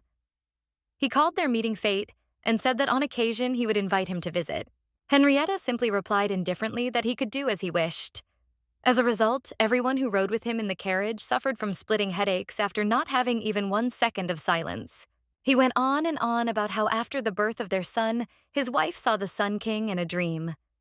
It was such a momentous event that he traveled all over the world in a week and organized a huge festival. It was a pity he couldn't invite his friend. Of the three dukes, he had the most energetic personality. It was a characteristic she wrote into the novel, but it seemed like he was even too energetic. Perhaps it had something to do with his ability. Lucien pulled Rosette by her clothes, calling her sister. At the same time, the faces of the non-brothers were such that they could easily frighten this child. She remembered all their words, that she did not need anyone except them. If they continue to stay together, they will definitely become doctors. And she does not need that, for her own well-being. So she offered to show Lucien the garden since it was his first time in their estate. Camillin tried to object, but she would not listen. The girl reproached them for their lack of hospitality. What was worth? The faces with which they greeted the guests. She forbade the brothers to follow them. She led him along the paths of the garden, showing him its different parts. The greenhouse, then the rose garden. The boy looked like his father. He noticed the similarity of the flowers and Rosetta's hair, and then described the garden that was in his house. She wondered if she should befriend him, given all the future developments of the plot. The basis for this friendship in words was the friendly relations between their fathers. And this reason was very much to the boy's liking. Lucien asked what she had been doing before they had met. The girl explained that she had laid flowers on the altar of the Sun King and asked for happiness for her family. After that, the atmosphere changed noticeably. He replied that this was not possible, because in the case of any offerings, the guardian stars would become like gods. This created a heavy pause between them. The next moment, the boy smiled sweetly again, as if to say it didn't matter. The guardian stars must have received a gift for the first time. They would probably be happy about it. Rosetta was still surprised that he knew who the gods were. Lucien explained that his father had told him about it. 1,000 years ago, such beings called gods lived, but now they are gone. Well, if he is Duke Eljador, then he should definitely know that the holy places, the faith, the divinity, and the people who believed in it all disappeared. According to him, they fell, losing their name. Only the curse remained. Kian grabbed her from behind by the arm without his usual mischievous expression on his face. Now his eyes were narrowed and he looked at Lucien, who sincerely did not understand what was happening. He pulled her hand again, to which Lucien reacted negatively. He introduced himself as her friend and almost angrily said not to interfere with their game, to which Kian also angrily responded not to make him laugh. Rosetta found herself between two opposing sides. Two boys grabbed her hands from different sides, wanting her to play only with them. Lucien made a lunge, saying that the little sister should be bigger. How about the crown prince let her go? Kian did not fall for such tricks, but the duke's son did not calm down. She didn't understand, since they knew each other, what was the problem with calming down and talking. Having lost the last drops of patience, the girl pulled her hands away from his, raising her voice at them. It was painful and uncomfortable. The two of them immediately started apologizing for the pain they caused. Even though they tried to adjust the strength so that this wouldn't happen, the boys looked really guilty. Rosetta agreed to forget about it, but they should apologize to each other and make peace. This statement puzzled them, but she was not interested in it. In detail, they needed to shake hands, hug, and say, "Sorry, friend." Of course, they were not eager to do it, but the girl's words that otherwise she would not play with them were convincing enough. Everything happened in a matter of seconds, and the hugs did not last even a quarter of a unit of time. Of course, everything was not as it should be, but the main thing is that the two of them reigned consensus. Rosetta's brothers arrived there, and the servants told them that there was someone fighting with her. Aval apologized for not noticing the crown prince earlier, but his next words sounded like a full-fledged threat. Although syntactically, it was only a question about whether it was possible that the disorder was because of him. The girl was amazed that they could speak so informally. Camelon embraced her, unceremoniously demanding to confess who exactly had offended her. And Calix commented on the problems that arose with the presence of the prince. Henriette appeared as if to save them. He assessed the situation and dispersed them. He took Rosetta away under the pretext that she should personally introduce herself to the Duke. The crown prince must be tired from the journey, and the rest were obliged to give the guest a tour. And now she was sitting in complete peace, eating delicious cakes in the company of the Dukes. In that situation, it was the right decision to let them go. Otherwise, the tension would not be alleviated. But then she should talk to Kian about it. Ivorkana was pleased with her appetite and asked if it was tasty. In response, the girl offered him to try it, which was a touching manifestation of her caring nature, which he appreciated. He had heard rumors, but in real life it was even more surprising. He couldn't believe that Harriet cared about her like that. And he didn't even deny it, which made the Duke laugh right in his face and the other hide his irritation in a mug of tea. But the more Iverkin looked at her, the more she became like... And at this word, Henriette interrupted him, asking him not to talk nonsense. But what was the stupidity in how much his daughter resembled his wife, her mother? In the novel that Rosetta wrote, there was no one but 4 rich duchies. The only thing that was known about the Duke's wife was her death. The way she died 7 years ago. There were no people inside the duchy who spoke of her, only quiet whispers about the mournful needs of her death, which quickly outlived themselves and ceased.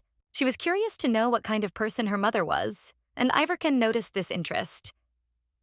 Despite Henrietta's reproaches, he only smiled and began his story. Her mother was their dear friend.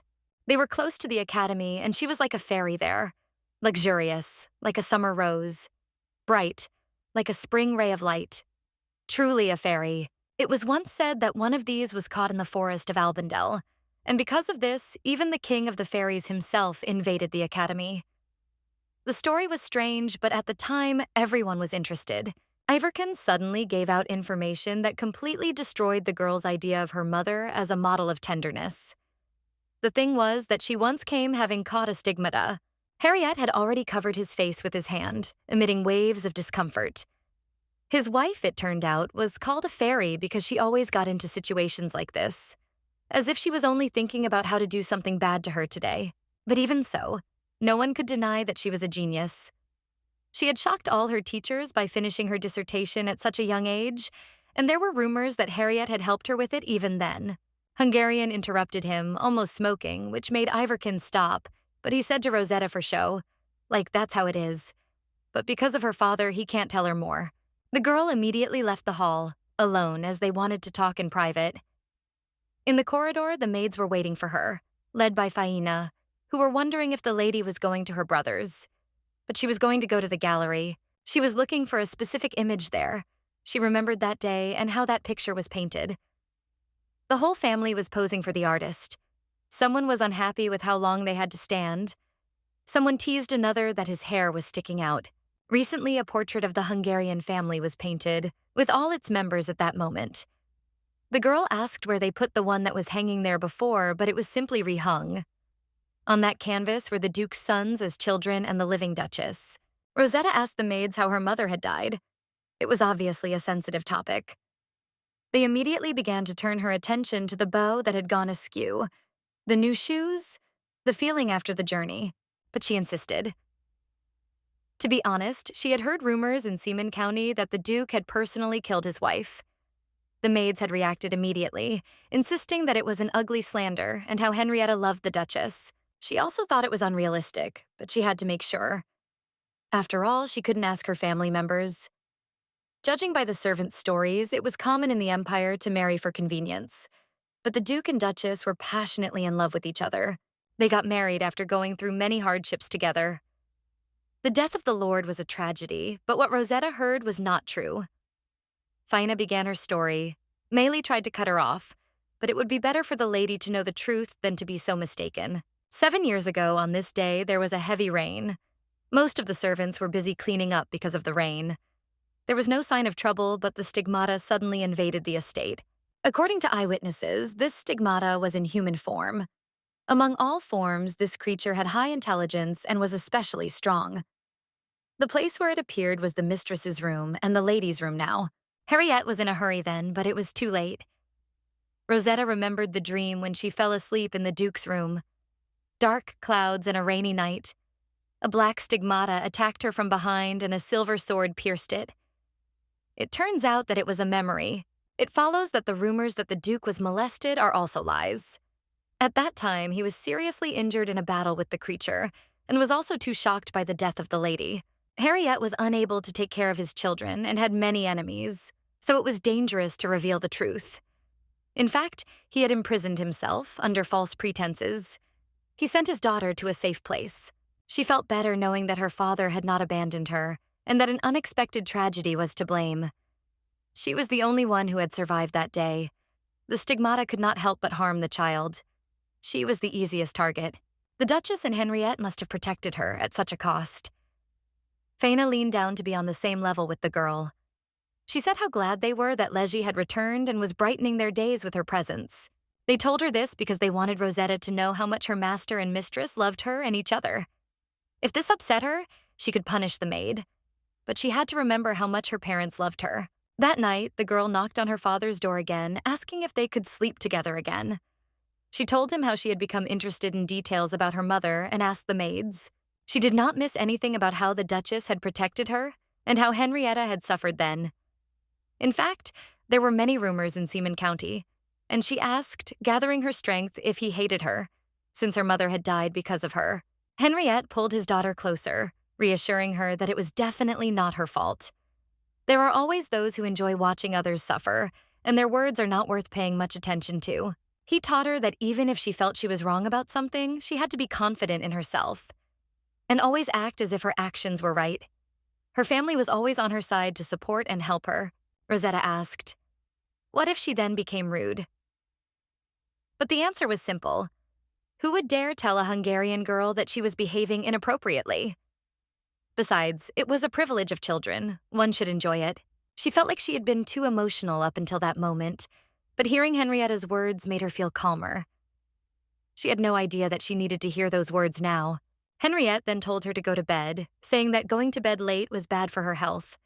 But she asked him if he was going to sing a lullaby that day, reminding him that he had promised to do whatever she wanted. The Duke couldn't sing at all, and it turned out he hadn't just said he wouldn't do it anymore. She could barely contain her laughter as he tried to hit the right notes, but she still liked it. Seeing her reaction, he stopped and put her to bed. The main topic that was spinning in her head now was that she thought she knew so much about this world, but it turned out the opposite. And also, were these events written by her in a novel? A lot had happened in the last few days. She had even forgotten about Kian and Lucian's bickering, which hadn't gone away. It still felt like they were throwing lightning bolts at each other with just their looks.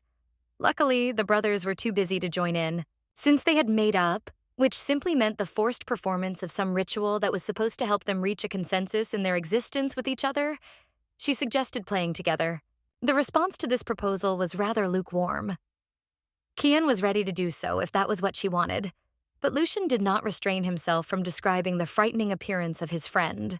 Rosetta insisted that it was just a face with its own peculiarities, which discouraged Kian. After all, he had always adjusted his appearance to her tastes and desires. To hear this now, she turned to Lucian and asked him if he hadn't behaved like an adult yesterday. He just blinked his eyes, not understanding the distinctive features of adult behavior. The girl was sure that he did it on purpose. She found it odd, but she hadn't created any special conditions for the protagonist's actions in her manuscript. It was hard to tell if this was another change to the original plot structure or if she was missing something. All three were sitting at a table in the garden, drinking tea and cakes. It seemed to be the most favorable atmosphere at its core, but the Duke's son would not shut up with strange and endless questions, the purpose of which was to hit the target, the nerves.